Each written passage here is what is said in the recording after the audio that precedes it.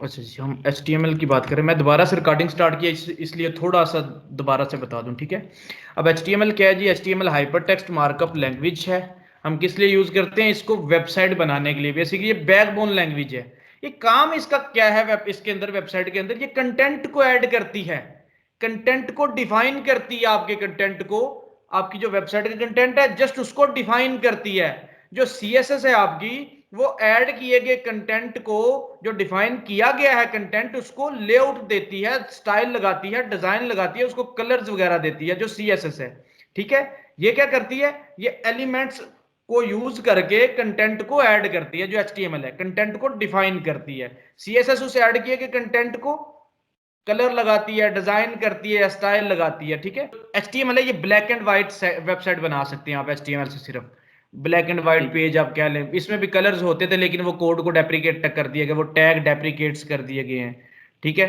अब क्या हो गया कि CSS को यूज करके हम वेबसाइट बनाते हैं। अब HTML stand for hyper text markup language है। ये क्या है? इसमें एलिमेंट्स होते हैं जिस तरह आम लैंग्वेज के अंदर एलिमेंट्स होते हैं, ABC, अलिफ बे पे। ठीक है। इस तरह इसमें भी एलिमेंट्स होती हैं। हम उन एलिमेंट्स को यूज करके कोई भी एक लेआउट स्ट्रक्चर बनाने की कोशिश करते हैं, डिजाइन बनाते हैं। ठीक है। लेकिन CSS की हेल्प से वो स्ट्रक्चर बनता है, लेकिन कंटेंट को हम डिफाइन कर देते हैं इस HTML की मदद से। कंटेंट क्या? हमारा टेक्स्ट एक कंटेंट होता है। अगर हमने कोई भी टेक्स्ट लिखना है वो डिफाइन कर सकते हैं, वो लिख सकते हैं हम इसके अंदर। अगर कोई भी हमने इमेज लगानी है वो HTML के जरिए हम इमेज लगा सकते हैं। अगर कोई हमने वीडियो ऑडियो लगानी है वो HTML के जरिए हम लगा सकते हैं। अगर कोई हमने लिंक लगाना है, लिंक करना है, वो HTML के जरिए हम लिंक कर सकते हैं। ठीक है। CSS वो बाद की बात है। डिजाइन लगाना, इसको कलर लगाना, बैकग्राउंड कलर लगाना, जो भी लेआउट बनाना, स्ट्रक्चर बनाना, ठीक है, वो स्टाइल सब कुछ बाद की बात है। पहले हम जस्ट ऐड करेंगे, कंटेंट को डिफाइन करेंगे। तो HTML में हम क्या करते हैं? कोई भी टैग लिखते हैं, इन दो ब्रैकेट्स के दरमियान में टैग को लिखते हैं, और जो टैग लिखते हैं उसको हम क्लोज भी जरूर करते हैं ऐसे। ठीक है। कुछ ऐसे टैग्स हैं, एलिमेंट्स हैं, टैग एलिमेंट एक ही चीज है, वो क्लोज नहीं किए जाते ऐसे। अब पहला एलिमेंट अगर मैंने यहां पे आके लगाया HTML, तो इसको मैंने यहां पे क्लोज कर दिया। ऐसे आपने लगाना है। HTML के यही स्पेल होने चाहिए इस तरह। ठीक है। अच्छा जी, मैंने ये HTML का एलिमेंट लगाया है, ये ब्राउजर को बताता है। हमने इसको सेव करके ब्राउजर में ओपन करके देखना होता है इसकी आउटपुट। ठीक है। तो ब्राउजर इसको पढ़ने के बाद इसको शो करवाता है, इसका आउटपुट आपको देता है। अब HTML हमने लिख दिया, कोड ये बता रहा है ब्राउजर को कि यहाँ पे HTML का कोई कोड आने वाला है। इसके अंदर आगे हमने एक हेड का टैग लगाया, ये हमने क्या दी, यहाँ पे स्पेस दे दी, एक टैब दे के इसको लिखा कि ये जरा क्लीन हो जाए, क्लियर हो जाए, पता चले कि उसके अंदर आ रहा है, नेस्टेड है, उसका चाइल्ड है। फिर एक और हमने चाइल्ड लगाया, बॉडी का चाइल्ड यहाँ पे। ठीक है। ये भी टैग है, वो भी टैग है, सारे ही टैग्स हैं। हर टैग का अपना एक काम है। ठीक है। हर एलिमेंट, इनको बेसिकली एलिमेंट कहें तो ज्यादा समझ आती है। हर एलिमेंट का एक अपना काम है। ठीक है। ABCD इनको आपस में मिलाते हैं, कोई आपका नाम बन जाता है, कोई कुछ बन जाता है। ठीक है। इस तरह यहां भी एलिमेंट्स को यूज करके कोई कोई चीजें हम डिफाइन कर लेंगे। ठीक है। जो जो इनका काम होगा वो बनता जाएगा, वो होता जाएगा, जो जो ये डिफाइन करते हैं। वो जिस तरह ए आ की आवाज निकालता है। ठीक है। इस तरह हम ये एलिमेंट्स का कह सकते हैं कि इनकी भी एक डेफिनेशन होगी, ये भी एक अपने टारगेटेड काम की तरफ जाएंगे। हर एलिमेंट का एक काम होता है। ठीक है। ये देखिए, अब बॉडी क्या है? हेड को बाद में डिस्कस करेंगे, पहले बॉडी को करते हैं। नेस्टेड टैग है HTML के अंदर लगा, HTML का चाइल्ड है, हेड का सिबलिंग है। ठीक है। जिसके अंदर जो भी चीज आप लिखेंगे वो आपको यहां पे अपने पेज पे डिस्प्ले होगी। जो भी चीज इस पेज पे देखना चाहते हैं, इसको, ठीक है, नजर आने वाला एरिया, व्यू पोर्ट इसको आप बोलते हैं। व्यू पोर्ट, नजर आने वाला एरिया, जो आपका यहां से लेकर यहां तक होता है। ये देखिए, ये आपका सारा नजर आने वाला एरिया, जो सारा बॉडी के अंदर जो भी लिखेंगे वो यहां पे डिस्प्ले होगा। या आप ये कह सकते हैं जो यहां पे डिस्प्ले करवाना है आपने, वो बॉडी के अंदर लिखना है आपने। ठीक है।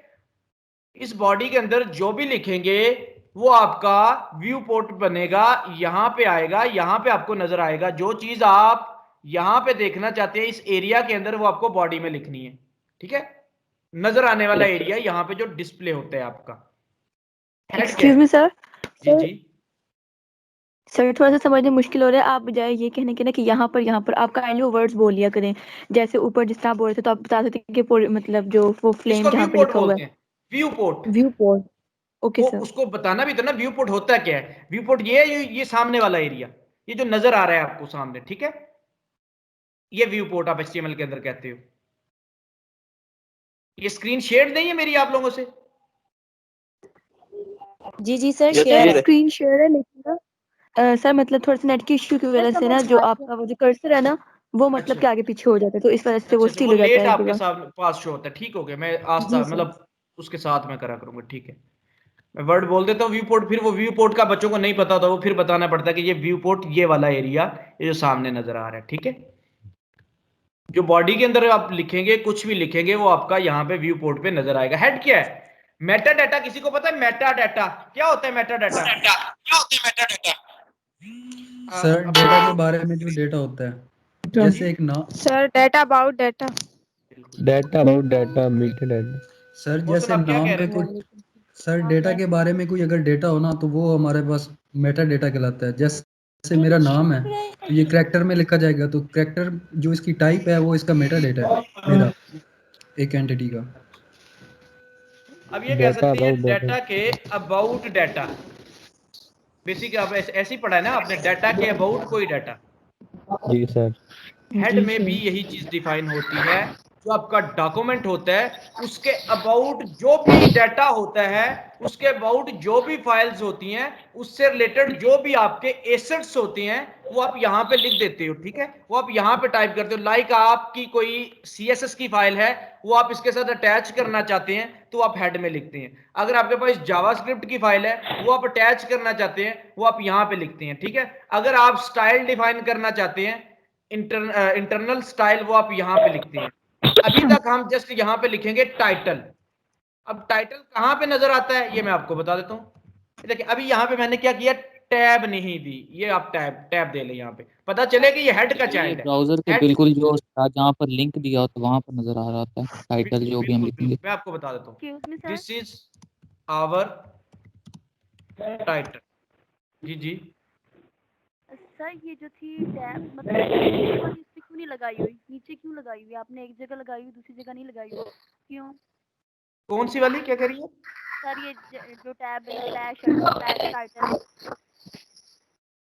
ये हर जगह पे लगाए हुए देखें, यहाँ पे जरूरत थी, यहाँ पे लगाया है, यहाँ पे लगाया है, यहाँ पे लगाया है। ये सिबलिंग्स हैं। मतलब इसकी कोई स्पेसिफिक जगह है लगाने की? नहीं नहीं नहीं नहीं नहीं, ये जस्ट इसलिए कि ये बता रहा है आपको, बताया था। ये देखिए, ये पता चल रहा है यहाँ से कि ये हेड के अंदर आ रहा है। ये जो टाइटल है, हेड यहाँ पे एक लाइन में बिल्कुल सीधा है, इसका मतलब हेड के अंदर ये चाइल्ड आ रहा है टाइटल। अगर मैं इसको ऐसा कर दूंगा, जरा कंफ्यूज करेगा थोड़ा सा, और कोई मसला नहीं है। अगर ये सारा ही कोड मैं टैब्स के बिना करूँ ना, तो मसला कोई नहीं होता। ब्राउजर तो एक एप्लीकेशन है, वो तो इसको पढ़ लेगा, लेकिन ये कोड नहीं अच्छा बनता है। ये देखिए, ये कोड नहीं अच्छा बनता। ये देखिए, ये ऐसे हो जाएगा, ठीक है। तो इसलिए इसका हम एक स्ट्रक्चर बनाते हैं कि समझ आए ये हो क्या रहा है। यहाँ पे इसका एक फॉर्मेट बन जाता है, ये आप देखें। अभी आपसे मैं अभी आपको बताता हूँ। यहाँ पे HTML के कितने चाइल्ड है? यहाँ पे जो डायरेक्ट चाइल्ड है वो दो हैं, वो एक हेड, एक बॉडी, ठीक है। ये दोनों एक लाइन में आ रहे हैं। आपको पता चला इनका जो ये मतलब डिफरेंस है, यहाँ पे लेफ्ट से वो बता रहा है कि ये सिबलिंग्स हैं, लेकिन जब ये आगे एक और सिरे से ही पता चला ये HTML का ग्रैंड चाइल्ड है। देखें ये, बहुत नॉइस आ रही है। म्यूट कर दें भी सर जी सारे। अच्छा एक काम करें, आप अभी ना बोला करें, मैं कंप्लीट कर दूं अपनी बात, ठीक है। जब मैं कंप्लीट कर दूं, अपना क्वेश्चन लिख ले, ठीक है। मैं लिख लें या ऑडियो में भेज दें, ताकि आपको हो सकता है बाद में आपको भूल जाए, तो बाद में आप क्वेश्चन कर लिया करें, ठीक है। अभी मैं जो चीज पढ़ा रहा हूं वो डिफाइन कर दूं, वो कंप्लीट कर दूं, उसके बाद आपने क्वेश्चन करना है। अभी आपने क्वेश्चन नहीं करना, मैं पढ़ा दूं उसके बाद, ठीक है। अच्छा, हेड में बॉडी में क्या है, जो भी लिखोगे वो आपकी स्क्रीन पे डिस्प्ले होगा, आपके व्यू पोर्ट पे नजर आएगा। अब हेड क्या है? हेड, जैसा कि मैंने एग्जांपल दी मेटा डाटा की, डाटा के अबाउट डाटा, इस तरह हेड में आप वो वाली चीज लगाओगे जो आपके डॉक्यूमेंट के अबाउट होगी, जो आपके डॉक्यूमेंट से रिलेट कर रही होगी, जो फाइल अटैच करेंगे हेड के अंदर। अगर कोई जावास्क्रिप्ट की फाइल होगी, वो भी हम अटैच करेंगे हेड के अंदर। क्यों? वो इनसे रिलेट कर रही होगी, हमारे पेज से इसके रिलेटेड होगी, इसके अबाउट होगी, इसके साथ उसका कोई ना कोई लिंक होगा, ठीक है। वो इसका एसेट है, उसके बिना ये नहीं चल पाएगी। जब हम बनाएंगे एक स्टाइल, तो वो चीजें जरूरी होंगी इसके लिए, वो फिर हम हेड में लगाएंगे, हेड में अटैच करेंगे। इस डॉक्यूमेंट के अबाउट कोई भी रिलेटेड हमारी फाइल होगी वो हम हेड में लगाते हैं। बॉडी के अंदर आपकी नजर आने वाली चीजें हम लगाते हैं। आप स्क्रीन पे कोई वीडियो लगाना चाहते हैं, कोई इमेज लगाना चाहते हैं अपनी वेबसाइट के व्यू पोर्ट पे, आप कोई आइकन लगाना चाहते हैं, आप टेक्स्ट लिखना चाहते हैं, ये सब कुछ किधर डिफाइन होगा? इस बॉडी के दरमियान, बॉडी के अंदर, ठीक है? वो बॉडी के चाइल्ड्स बनेंगे जो भी आप टैग्स लगाओगे। जिस तरह ऊपर टाइटल हमारे हेड का चाइल्ड है, चाइल्ड आपको कैसे पता चला? वो हेड के अंदर आया, हेड के अंदर ही क्लोज हो गया, ये बताता है कि ये भाई चाइल्ड है हेड का, ठीक है? ये सिर्फ स्ट्रक्चर इसलिए बनवा रहा हूं कि आपको कोड क्लीन रहे और यही आपकी आदत हो कोड करने की। फिर खुद ही नहीं समझ आती बंदे को, अगर हम दूसरी तरह कोड कर लें, बस कोड करते जाएं, उसको नाइसली ना लिखें, ठीक है? तो फिर खुद ही बाद में समझ नहीं आती चीजों की, टैग्स कहां पे क्लोज हुए कहां पे नहीं, ठीक है? तो यहां पे इसलिए ये स्ट्रक्चर बना रहा हूं। कुछ आपके एडिटर्स ऐसे हैं वो पहले से ये स्ट्रक्चर आपको बना के दे देते हैं, उन एडिटर्स पे चलेंगे। नोटपैड जस्ट इसलिए स्टार्ट करवा रहा हूं कि आपको स्पेलिंग की इंपॉर्टेंस का पता चले कि HTML का M बाद में नहीं डालना, पहले नहीं डालना, वो जहां पे है वहीं पे आपने वैसे ही लिखना है। अगर आप कोई भी स्पेलिंग की मिस्टेक करोगे तो वो आपका काम खराब करेगा, ठीक है?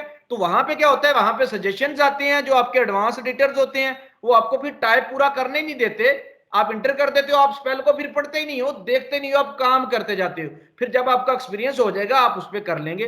कुछ दिन हम इस पे करते हैं, फिर हम आगे चले जाएंगे, ठीक है? अब बॉडी की बात कर रहे हैं, बॉडी में जो चीज लिखेंगे वो आपके व्यू पोर्ट पे नजर आएगी। आपकी स्क्रीन जो वेबसाइट का एरिया होता है, जहां पे आप दूसरी वेबसाइट्स को देखते हो ना, वहां पे वो सारा एरिया आपका ये बॉडी के अंदर डिफाइन होता है।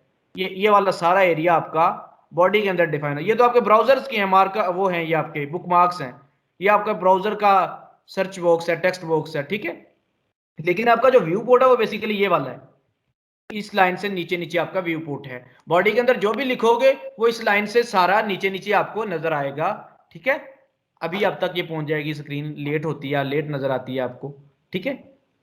अच्छा, हेड के अंदर आप एसेट्स को लिंक करते हैं, फाइल्स को लिंक करते हैं जो आपके लिए जरूरी होती हैं, जो आपके डॉक्यूमेंट के अबाउट होती हैं। अब हेड के अंदर एक चीज मैंने आके और डिफाइन की जिसको मैंने कहा टाइटल। अब ये टाइटल किधर नजर आता है आपको? टाइटल ये वाला, ये आपका टाइटल होता है। किसी भी पेज का हम इसको टाइटल बोलते हैं। देखिए माइक्रोसॉफ्ट 365 व्हाट्सएप ये लिखा आ रहा है, ये आपके इस पेज का टाइटल होता है, ठीक है? अभी मैं आपको बताता हूं। अब इतना सा काम किया मैंने, हेड के अंदर मैंने टाइटल को डिफाइन किया, बॉडी के अंदर मैंने आके एक टेक्स्ट डिफाइन करना, तो टेक्स्ट मैंने कैसा लगाया? P, paragraph. तो मैं चाहूं तो इसको ऐसे कर दूं। सर स्क्रीन बड़ी लेट शो हो रही है यार ये मेरी तरफ इशू नहीं, मेरी तरफ नेट अच्छा है, ये आपका इशू हो सकता है, मतलब या ज्यादा लोग हैं या बल्कि चलता है, ये सबको पहले भी ऐसे ही चलता था। कितने को लेट शो होती है? लेट तो होनी है लेकिन इतनी ज्यादा लेट नहीं होनी चाहिए, लेट तो होनी है शो, वो तो आपको पता है नहीं होती सर, है। कोई हमारे पास कोई ऐसा इशू नहीं है। थोड़ा सा होगा, ज्यादा नहीं सर, हो तो थोड़ी फिर आपको थोड़ी बहुत लेट होती है, लेट हो जाती है। ये जिनका नेट इशू है उन्हीं को लेट हो रही है, वैसे तो आपकी से ही आ रही है। वही ना, फिर भी थोड़ा सा अगर नेट ठीक भी है, थोड़ा सा लेट हो तो वो खैर होती है। पीछे होता है सर, एक स्टूडेंट थोड़ा सा पीछे होता है, वो बात करते हैं, सारे स्टूडेंट्स जो है ना उसकी बात को रिजेक्ट करना स्टार्ट कर देते हैं। सर ये बहुत डिग्रेडिंग चीज है, मतलब हर स्टूडेंट ने अब अपना पॉइंट ऑफ व्यू से बताना है आपको, आप थोड़ा सा उसको गाइड कर देंगे। सर सारे उसकी बात रिजेक्ट करना लग जाते हैं आगे। आप लोगों ने इन स्टूडेंट से मेरे साथ किसी के सर ऐसे हो जाता है समटाइम्स। हाँ, मैंने वही कहा ना, हो जाता है, नेट की वजह से होता है, वो रिजेक्ट नहीं कर रहे। जिस तरह आप अपना डिफाइन कर रहे हैं वो भी अपना बता रहे हैं कि हमारी तरफ ठीक है, ठीक है? वो ये आपको नहीं कोई डिग्रेड कर रहे, किसी को भी जो बता रहे हैं वो सिर्फ अपना बता रहे हैं। करने की बात नहीं कर रही सर, मतलब ये है ना कि मतलब उनको ठीक आ रहा है वो चुप कर जाए, जिनको आ रहा है वो बोल दे।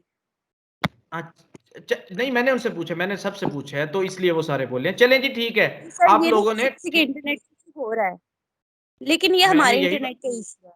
मैंने यही वाली बात की है कि जिनको नॉर्मली ये थोड़ा सा लेट होता है, थोड़ा सा लेट होता है, लेकिन किसी का अगर ज्यादा लेट हो रहा है ना, काफी ज्यादा लेट हो रहा है, जिस तरह वो बाद में बोले हैं, तो उनके नेट का इशू स्टार्ट में है, नेट का इशू होता है, उस वजह से ये लेट आता है। लेकिन नॉर्मली थोड़ा सा लेट, लेकिन अगर ज्यादा लेट हो रहा है तो नेट का इशू होता है। अब देखें यहां से बिल्कुल ये सेम चीजें जा रही हैं, आगे जाके अगर मसला आता तो वो नेट का उधर इशू है, मेरी तरफ इशू नहीं हो सकता ये, ठीक है।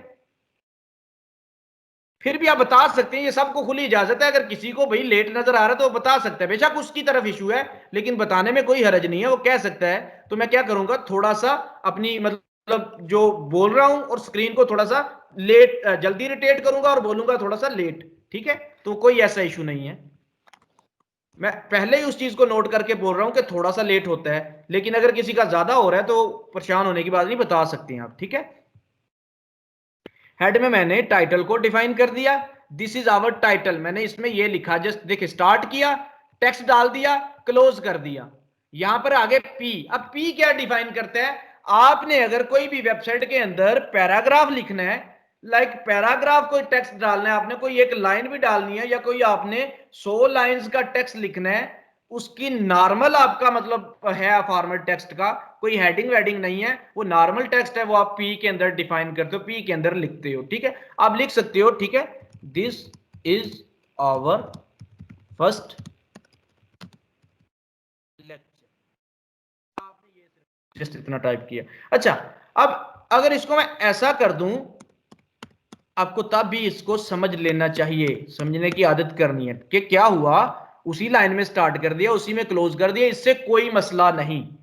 ये जरा क्लीन करने के लिए हम ऐसे करते हैं, ठीक है, ये जरा क्लीन करने के लिए हम ऐसे लिखते हैं कि अच्छा लगे, बाद में समझ भी आ रही हो। अगर इसको हम ऐसे भी लिख दें तो कोई इशू नहीं है, ठीक है।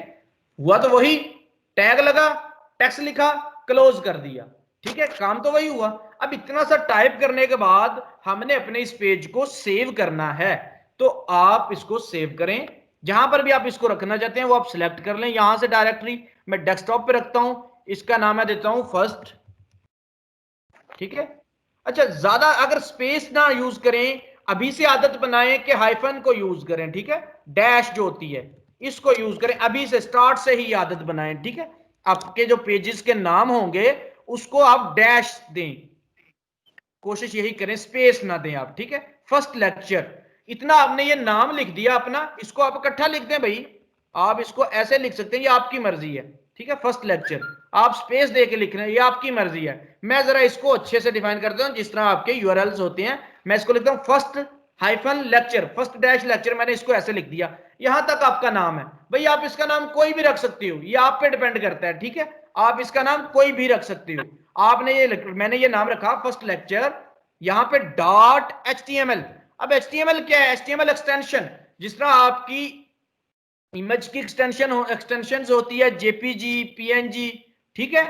आप फाइल टाइप कह सकते हैं इसको, कि फाइल की टाइप, भाई इमेज जेपीजी है, इमेज पीएनजी है, इमेज जीआईएफ है, ठीक है। इस तरह ये फाइल की टाइप है डॉट एचटीएमएल, इसको एक्सटेंशन बोलते हैं, ठीक है, कि किस टाइप की ये फाइल है। तो अब डॉट एचटीएमएल आपने एंड पे जरूर लगाना है, नाम अपना जो मर्जी रख लें, नाम अपना जो मर्जी रख लें। मैं बार बार कहता हूं सेव करते वक्त प्रॉब्लम आता है बच्चों को, मुझे आज भी वो पहला दिन याद है जो आज से 5-7 साल पहले मैंने स्टार्ट की थी एचटीएमएल लेक्चर, पहले सेमेस्टर के अंदर था शायद, कि कोड सारा कर लिया था, सेव नहीं करना आता था, तो डॉट एचटीएमएल आपने अपने नाम के एंड पे जरूर डालना है। अब मैंने ये फर्स्ट लेक्चर डॉट एचटीएमएल डाला, डेस्कटॉप पे मैंने इसको सेव कर दिया। अब यहां पर देखें, ये मेरा कोड इस तरह जब सेव हो चुका है तो ये ब्लू कलर में बन के आ गया, ठीक है। जब तक सेव नहीं हुआ तो वो नॉर्मल चल रहा था, अब ये सेव हो गया है। अब मैं यहां पे आता हूं, कहां पे रखा है, डेस्कटॉप पे रखा है, देख रहे हैं ब्राउजर में बन के आ गया है, ठीक है। अगर किसी का ये नोटपैड में आ रहा है वो भी इसको ब्राउजर में ओपन कर सकते हैं, राइट क्लिक करके ओपन विद करेगा तो फिर वो यहां से अपना डिफॉल्ट इसको चूज कर लेगा, always use this app to open dot HTML dot, ठीक है। एचटीएमएल की फाइल्स को ओपन करने के लिए आप ब्राउजर को ऑलवेज कर सकते हैं, हमेशा से डिफॉल्ट से सिलेक्ट कर सकते हैं, ठीक है। अब यहां पे मैं इसको ओपन करता हूं, जब मैं इसको ओपन करूंगा स्क्रीन पे वही चीज आपको नजर आ रही है आपके व्यू पोर्ट में जो हमने बॉडी के अंदर डिफाइन किया है, this is our first lecture.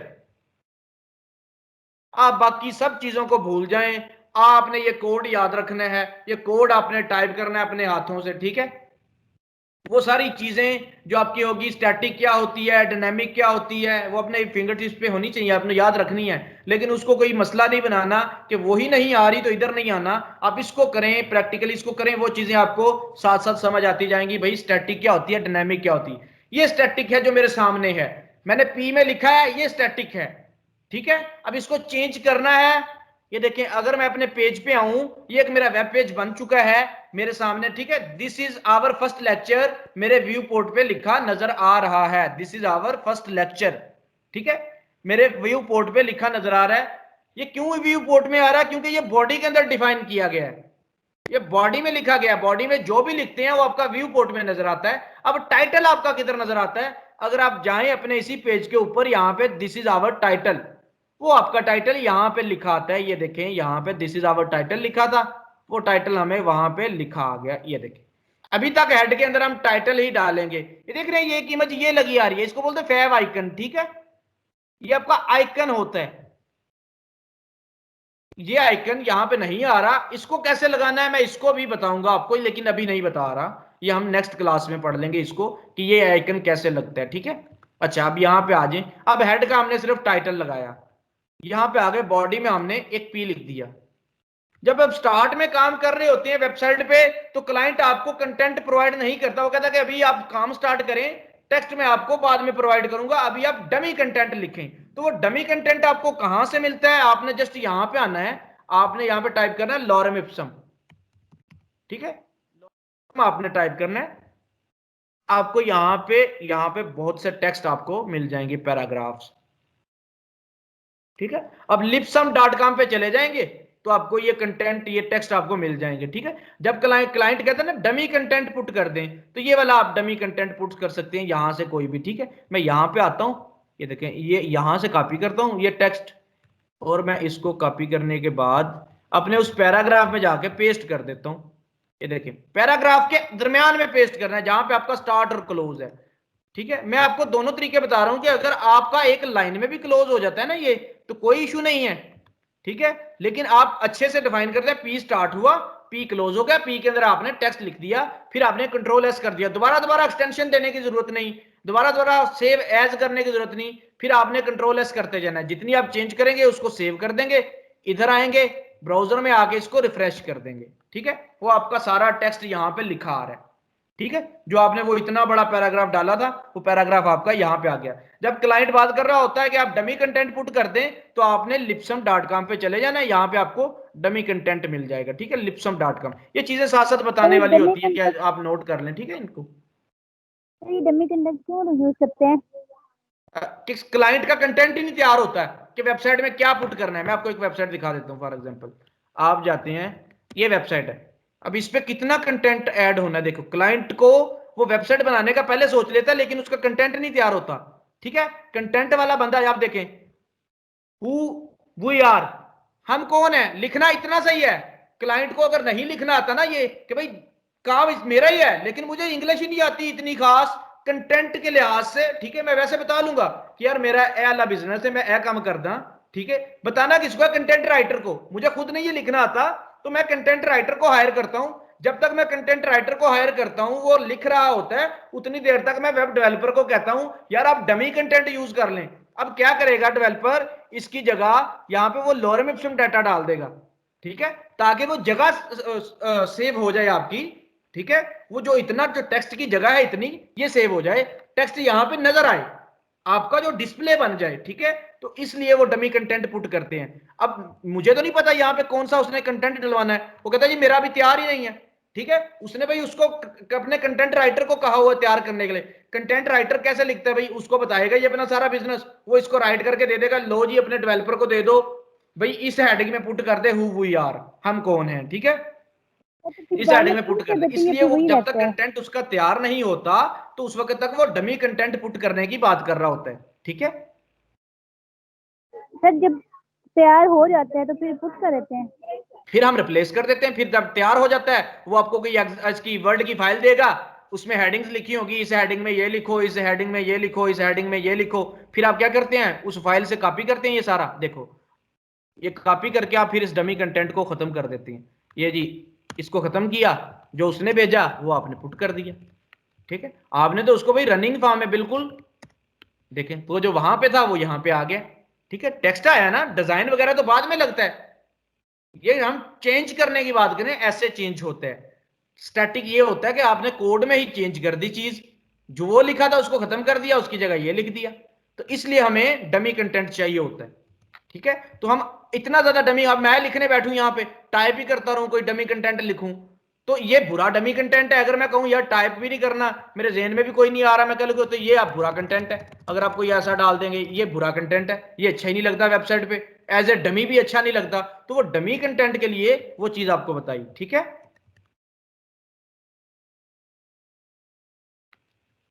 अच्छा जी, ये था पैराग्राफ। कोई भी आपने पैराग्राफ डिफाइन करना है वो आप पी से डिफाइन करोगे। ठीक है, आपको पता है जी ये नॉर्मल टेक्स्ट है। मैं आपको, चलें ये वेबसाइट मेरे सामने ओपन ही है, आप देख सकते हैं यहाँ पे कि आप कहेंगे यार ये पैराग्राफ है, ये हेडिंग है, ये जरा छोटी हेडिंग है। ठीक है, आप इसको भी कह लें कि ये जरा पैराग्राफ ही है, या पैराग्राफ से बड़ी हेडिंग कह सकते हैं, या पैराग्राफ को बोल्ड कर दिया गया, तो आपको आइडिया खुद ब खुद हो जाएगा कि किधर मैंने पैराग्राफ लगाना है, किधर मैंने हेडिंग लगानी है। ये देखें, पता चल रहा है भाई पी है, पैराग्राफ है, ये ऊपर हेडिंग है। ठीक है, ये देखें जी, ये हेडिंग है, ये ना और कोई हेडिंग है। ठीक है, यहाँ पे पैराग्राफ है, ये पैराग्राफ है, ये ऊपर हेडिंग है। तो आपको खुद ब खुद आपका माइंड काम करेगा कि किधर मैंने पी पुट करना है, किधर मैंने H1 पुट करना है। जिधर आपको सादा सा छोटा सा कंटेंट चाहिए होगा उधर आप पैराग्राफ पुट करेंगे, जिधर आपको हेडिंग चाहिए होगी उधर आप हेडिंग पुट करेंगे। वो हेडिंग भी बताता हूँ क्या होती है। ठीक है, ये पैराग्राफ था, जस्ट आपने पैराग्राफ पुट कर दिया। ठीक है, अच्छा, अब एक पेज में मल्टीपल पैराग्राफ लग सकते हैं, कोई इशू नहीं, आप एक और पैराग्राफ लगा सकते हैं। ये सारे पैराग्राफ के बाद आप आए, पी को स्टार्ट करें, फिर पी को क्लोज कर दें, आप एक और पैराग्राफ लगा दें यहाँ पे, वो आपका और पैराग्राफ हो गया है। यहाँ पे आ जाएं, this is my second paragraph आप कह दें इसको। ठीक है, आपने इसको कह दिया, सेव करना है कंट्रोल एस से, फिर आपने इसको रिफ्रेश कर देना है। आपका जो पेज है यहाँ पे आके आपने रिफ्रेश कर दिया इसको, वो देखें वो सेकंड पैराग्राफ आ गया। ठीक है, आप लिंक से ज्वाइन कर लें, शिबाना आप लिंक से ज्वाइन कर लें। सर अगर ये जो पैराग्राफ सेकंड पैराग्राफ लिखा है इसके अंदर अपनी मर्जी की स्पेस देनी हो, अगर मैं कहता हूँ कि जो बिल्कुल पेज के सेंटर में जो है स्पेस देनी है, तो वो किस तरह से किया जाएगा? इसको बिल्कुल यहाँ पर आ जाए, आप कह रहे हैं नीचे आ जाए या इधर को आ जाए? जी सर, बिल्कुल सेंटर में आ जाए, पेज के बिल्कुल नीचे। पेज के बिल्कुल सेंटर में आ जाए, यहाँ पे जहां पे मेरा कर्सर है, अभी देखिएगा जरा। नहीं सर, नीचे नीचे नीचे। अच्छा, नीचे की तरफ। अच्छा जी, अगर अभी आपके पास चीजें पूरी नहीं है, इसको यहां पर लेके आने के लिए आप सीएसएस से इसको इजीली लेके आएंगे, लेकिन अभी तक के लिए आपको बीआर से लेके आना पड़ेगा। ठीक है, ब्रेक ब्रेक ब्रेक देते जाएंगे। ठीक है, लेकिन वेबसाइट पूरी जो बनती है बिल्कुल सही, आपको जो पूरे टूल्स मिलते हैं वो सीएसएस प्रोवाइड करती है कि एक ही प्रॉपर्टी लगाओ, इसको यहां से उठाकर यहां पे ले आओ, एक ही प्रॉपर्टी लगाओ, इसको यहां से यहां पर ले जाओ। अभी तक अगर आप इसको बिना स्पेस दिए, बिना कुछ काम किए लेके आना चाहते हो तो बीआर से, वो मैं बताता हूँ बीआर क्या होता है। ठीक है, दिस ये आपका सेकंड पैराग्राफ आ गया। अगर ये देखें, आप कहते हैं कि इसको लेके आना है, तो अभी तक ये बीआर क्या काम करता है, ब्रेक देता है आपकी। ठीक है, आप इसको कॉपी पेस्ट करके ज्यादा लगाते जाएं तो ये आपकी नीचे इसको ब्रेक देता ले आएगा, क्योंकि अभी तक आपके पास टूल्स नहीं पूरे। ये काम इसका क्या है, जस्ट ऐड करना है, ये नहीं बताया कि इसको लेआउट करना है, इसको अलाइन करना कहीं पे। एचटीएमएल का काम ही नहीं है अलाइनमेंट करना, अलाइनमेंट आपकी सीएसएस करती है, एचटीएमएल जस्ट ऐड करता है कंटेंट को। ठीक है, एचटीएमएल आपका जो कंटेंट है उसको डिफाइन करता है, अलाइनमेंट नहीं करता, अलाइनमेंट आपके कंटेंट की सीएसएस करता है। ठीक है, ये बीआर के टैग को क्लोज करने की जरूरत नहीं होती? नहीं, इसको क्लोज करने की जरूरत नहीं होती। अब इसमें ऐसे कर सकते हैं, इसको आप ऐसे भी लिख सकते हैं बीआर को। ठीक है, आप एक ही बीआर को ऐसे भी लिख सकते हैं आप, इसका कोई इशू नहीं है, लेकिन इसको क्लोज करने की जरूरत नहीं होती। बीआर हम लोग स्पेस के लिए यूज करते हैं, ब्रेक के लिए, स्पेस के लिए नहीं, ब्रेक के लिए। स्पेस के लिए भी बताऊंगा आप क्या यूज करते हैं, ये हम ब्रेक के लिए यूज करते हैं, ब्रेक देते हैं, ये नीचे नीचे चला जाता है। ठीक है, जस्ट लाइक एंटर। हाँ, एंटर कह लें आप।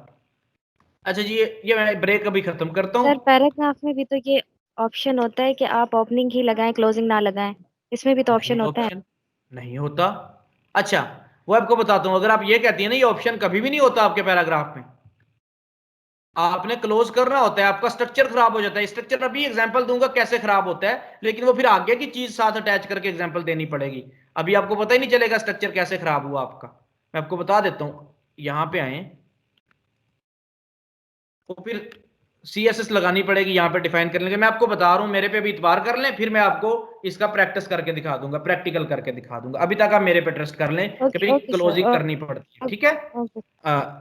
अच्छा जी, आगे चलो, इसको मैं सेव कर दूं। जब मैं सेव करूंगा तभी इसका यहाँ पे इफेक्ट आएगा। अच्छा जी, सेकंड पैराग्राफ भी मैंने लगा दिया। ये था P पैराग्राफ लगाता है। अगर मैं यहां पे आऊं P के अंदर, ये स्पेस दे दूं इतनी ज्यादा, ये स्पेस दे दूं इतनी ज्यादा, ये स्पेस दे दूं इतनी ज्यादा, मैंने P के अंदर स्पेस दे दी, लेकिन आपके पेज पे वो स्पेस नजर नहीं आएगी, ठीक है। ब्राउजर इसको नहीं मानता। अगर आप ऐसी कोई स्पेस देना चाहते हैं, ठीक है, वो आप नोटपैड में तो दे लिया आपने, लेकिन यहां पे नहीं आई, ठीक है, इग्नोर कर देते हैं। इग्नोर करता है। अब हमने इग्नोर नहीं करवाना, हमने कहना जिस तरह हमने लिखा है वैसा ही लिखा है, तो हम टैग यूज करेंगे यहां पे प्री का। ये भी सेम पैराग्राफ की तरह ही लिखा जाता है, लिखता है पैराग्राफ ही लिखता है, प्री, ठीक है। अब मैं इनको वापस कर देता हूं, जो मैंने ऐसे किया था ना, इसको मैं वापस कर देता हूं।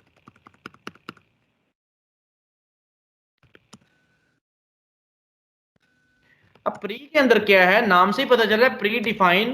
तो जिस तरह आप पहले डिफाइन करेंगे नोटपैड में, same as it is browser में शो करवाएगा, ठीक है। मैं इसको सेव करता हूं और मैं पैराग्राफ को यहां पे स्पेस दे देता हूं, थर्ड को भी यहां से स्पेस दे देता हूं, और इज को भी यहां से स्पेस दे देता हूं।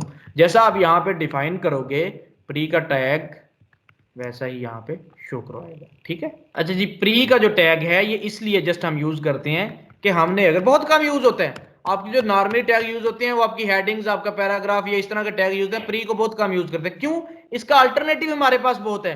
हमें पता है कि इसको अगर हम CSS को यूज करके सारी चीजें हम इजीली कर सकते हैं। ये देखें, नॉर्मली हमारा ये ऐसा था, एक अगर आपको जरूरत पड़ेगी कि आप वहां पे चाहते हैं, ये देखें, आप वहां पे चाहते हैं कि पैराग्राफ काफी हटके आए, तो आप प्री का टैग यूज करोगे, जितना यहां पे स्पेस दोगे उतनी स्पेस लेगा। लेकिन अगर आप यही काम P के अंदर करना चाहेंगे तो P इस चीज को नहीं मानेगा, इग्नोर करेगा, प्री मान जाएगा और P इसको इग्नोर करेगा। देख रहे हैं, वो पैराग्राफ उसका वहीं पे रुका हुआ है, इसका पैराग्राफ कितनी आगे चला गया है, देख रहे हैं, ठीक है सर। ये देखिए जी जी सर, हम एंड NBSP के जरिए से भी तो स्पेस दे सकते हैं। वो कॉपी करेंगे ना, मतलब कॉपी करके स्पेस लगाते जाएंगे। उससे अच्छा ये वाला काम कर लें फिर हम, अगर ऐसा करना है तो। ऐसा करने की जरूरत ही नहीं पड़ती। इसमें सिर्फ यही फर्क है कि ये इस स्पेस को इंक्लूड करता है, वो इंक्लूड नहीं करता, बस यही है और कुछ नहीं। अभी तक तो यही है, मैंने तो जो पढ़ा है, मैंने इसको यूज ही नहीं किया कभी, लेकिन पढ़ाने के लिए आपको कर रहा हूं कि आपको चलो डिफरेंस पता चले। अभी तक तो मैंने इसका यही देखा है। ओके सर, ठीक है, इसका यही सर, ये इसका P फायदा टैग यही अगर है, हम प्री use डिफाइन। इसका नाम से पता चला, प्री डिफाइंड टेक्स्ट, पहले से डिफाइन कर दो टेक्स्ट को कैसा देखना। अब आपको जरूरत पड़ी हेडिंग्स की। अब हेडिंग HTML में हमारे पास 6 टाइप की हैं। H1 सबसे बड़ी हेडिंग हम कहते हैं उसको, H1। उसी तरह हम स्टार्ट और क्लोज करते हैं, ठीक है। आपका H1 क्या है? एक टैग है। HTML क्या है? वो भी एक टैग है। बॉडी क्या है? वो भी एक टैग है। टैग या एलिमेंट सेम चीज का नाम है। P क्या है? वो भी एक टैग है। प्री क्या है? वो भी एक टैग है। हेड क्या है? वो भी एक टैग है। टाइटल भी एक टैग है। ये सारे टैग्स हैं और इनको इनकी डेफिनेशन के साथ हमने यूज करना है, अकॉर्डिंग टू डेफिनेशन हमने यूज करना है। ये हमारी पहली हेडिंग है, ठीक है। दिस इज फर्स्ट हेडिंग, मैंने इसमें लिख दिया। अब ये जो कंटेंट होता है ना, H1, हर वेबसाइट में अगर कोई हेडिंग देनी है बड़ी सी, आप H1 यूज करेंगे। जो इसके दरमियान वाला कंटेंट है, ये मैटर नहीं करता कि आपने this is my second paragraph ही लिखना है, दिस इज थर्ड पैराग्राफ ही लिखना है, दिस इज फर्स्ट हेडिंग ही लिखना है, ये मैटर नहीं करता। ये तो कंटेंट है, ये तो अकॉर्डिंग टू वेबसाइट ये वेरी करता है, चेंज होता रहता है। किसकी कोई भी इस पे मांग हो सकती है कि इसमें मैं ये लिखवाना चाहता हूं, मैं ये लिखना चाहता हूं, इसमें किसी को कोई भी आपको कुछ भी लिखने का कह सकता है इसके अंदर, ठीक है। आपने अपने अकॉर्डिंग लिखना है, अगर अपनी बना रहे हो, अगर क्लाइंट की बना रहे हो तो इसमें आपने क्लाइंट के अकॉर्डिंग लिखना है जो वो कह रहा है। तो ये दिस इज सेकंड या थर्ड मैं लिख रहा हूं, आपको जब प्रैक्टिस करनी है आपने जरूरी नहीं यही सेम वर्ड लिखने हैं। तो बच्चे क्या थे, पिछली क्लास में मैंने देखा कि उन्होंने फिर प्रैक्टिस के दौरान वही वाले वर्ड लिखे, ठीक है, कि जो जो कि खराब ना हो जाए कुछ। भाई खराब होगा तो इन टैग्स को गलत करके होगा, ठीक है, इनको गलत करके होगा। ये जो अंदर कंटेंट है इसको कोई भी कुछ भी लिख सकता है, इस कंटेंट को, ठीक है। ये किसी भी मतलब वेबसाइट के अकॉर्डिंग होता है, तो उसके लिहाज से आपने लिखना होता है। जब आपके पास कोई कंटेंट नहीं होता तो आप लॉरम इप्सम डाल देते हो, ठीक है। लॉरम इप्सम मैंने आपको बताया lipsum.com पे जाना, तो आप वहां से कंटेंट को कॉपी कर सकते हो, पैराग्राफ को कॉपी कर सकते हो, ठीक है, ताकि आपके वेबसाइट की जो टेक्स्ट की जगह है वो सेव हो जाए। वो आपका टेक्स्ट वहां पे क्लाइंट को भी पता है कि यहाँ पे मेरा टेक्स्ट आना है। अभी जस्ट इसने मुझे डमी कंटेंट पुट करके दिखाया है, क्लाइंट भी इस चीज को समझता होगा आपका, ठीक है। आपने ये दिस इज फर्स्ट हेडिंग लिख दिया। मैं यहीं पे आया, मैंने H2 को डिफाइन किया और H2 को यहां पर मैंने क्लोज कर दिया, ठीक है। यहां पे मैंने डाल दिया दिस इज, सर ये हमने पी की जगह H1 को रख किया है। पी की जगह नहीं किया, पी ऊपर था, वहां पे मुझे जरूरत थी पैराग्राफ टेक्स्ट की जिसकी साइज छोटा हो, ठीक है, उसकी हमें उधर जरूरत थी। मैंने पैराग्राफ लगाना था, मेरी मर्जी थी, मेरी जरूरत थी कि यहां पे पैराग्राफ लगना है, तो मैंने पी को लगाया, ठीक है। अगर आपकी जरूरत है कि यहाँ पे हेडिंग है, फॉर एग्जांपल मैं समझा देता हूं अभी आपको। यहाँ पे मैं इस वेबसाइट को ओपन करता हूं, ये मैंने अपनी तरफ ये वेबसाइट ओपन की है, यहाँ पे ये देखें, ये मैंने वेबसाइट एक ओपन की है। यहाँ पे क्लाइंट कहता है कि यार आप देखो मजमून लिखते थे ना, ऐसे जो लिखते थे, वो कौन सा ऐसे ज्यादा अच्छा होता था जिसमें हेडिंग्स डिफाइन होती थी, मार्कर से हेडिंग देते थे और बॉल पॉइंट से या पेन से फिर आप नीचे उसके लिखते थे, ठीक है, ताकि जो आप बॉल पॉइंट से लिखते थे नीचे वो आपका पैराग्राफ होता था। अच्छा, आपने H1 लगाया बड़ी हेडिंग के लिए, H2 आप लगाते हो जरा उससे छोटी हेडिंग लिखनी हो तो आपकी मर्जी है ना, कहीं पे जरूरत पड़ जाती है सब हेडिंग की, तो आप वहां पे H2 लगा देते हो, ठीक है। अगर आपको H1 से जो बड़ी हेडिंग है वो लगानी हो तो फिर क्या करेंगे? H1 से बड़ी हेडिंग यहाँ पे आपके पास नहीं है मौजूद, लेकिन फिर आपको वही वाली बात बताई कि फिर आप CSS के साइज को यूज करते हो। फॉन्ट साइज आप 200 पिक्सल कर लो, वो बड़ा हो जाएगा, 400 पिक्सल का जितना मर्जी बड़ा कर लें आप। अच्छा, एक और बात अगर मैं आपको बताऊं, तो ये जो आपकी H1, H2, H3 है ना, ये देखें, अगर H1 आप कहते हैं बड़ी हेडिंग है, H2 उससे छोटी है, H3 मैंने लगाया उससे छोटी है, ये तीनों मैंने हेडिंग लगा दी, H1 को, H2 को, H3 को। एक बड़ी है, एक उससे छोटी है, एक उससे छोटी है। अगर आपने ये जो इनका डिफाइन करदा पहले से डिफाइन शुदा जो टेक्स्ट साइज है उससे बढ़ाना है, तो आप H3 को H1 से बड़ा लिख सकते हो भाई। किसको यूज करके? CSS के साइज को यूज करके, ठीक है, आप उसको बड़ा कर सकते हो। लेकिन ब्राउजर को पता होगा कि ये H3 है, ये H1 है, ब्राउजर को ये चीज मालूम होगी, ठीक है। तो इसलिए अकॉर्डिंग टू साइज भी, अगर आप किसी का साइज 200 पिक्सल कर रहे हो और किसी का साइज 100 पिक्सल कर रहे हो, तो यहां पर भी उसको फिर आप H1 H2 ही रखो, ठीक है। आप जिस तरह मर्जी उसको साइज दे दो, ब्राउजर को पता है कि ये H3 है, बेशक आपको H1 से बड़ा नजर आ रहा है लेकिन ये H3 है। तो वो आपकी अकल भी यही कहती है कि भाई जब आपको कहा गया है कि H1 बड़ी हेडिंग है, अगर आप साइज से भी लगा रहे हो तो आप H1 को ही बड़ा साइज दो, ये ना हो कि H2 को बड़ा साइज दे रहे हो H1 से, ठीक है। तो यही आपने कोशिश करनी है, यही आपके रूल्स हैं, इन्हीं को आपने फॉलो करके वेबसाइट को बनाना है, ठीक है। हम क्या करते हैं, जब CSS कर रहे होते हैं हम सबका साइज बराबर कर देते हैं, इनका जब नॉर्मल साइज है ना वो हम खत्म ही कर देते हैं, जो हमें पहले से डिफाइन शुदा मिलता है वो हम मुका देते हैं, हम खत्म कर देते हैं, हम अपना डिफाइन करते हैं। फिर जब हम अपना डिफाइन करते हैं उधर भी ये चीज अपने माइंड में रखते हैं कि भाई अगर किसी को सबसे बड़ा रखना है साइज, वो बड़ा साइज मेरा 100 पिक्सल है तो वो H1 को ही रखना है। अगर दूसरा साइज मेरा 100 से कम होके 70 है, जरा उससे छोटा लिखा गया है, तो मैंने वो H2 को रखना है। अगर उससे छोटा साइज मेरे पास और भी है, वो फॉन्ट साइज 50 पिक्सल है, तो उसको मैंने H3 को देना है। वो कैसे देते हैं वो मैं आपको बताऊंगा।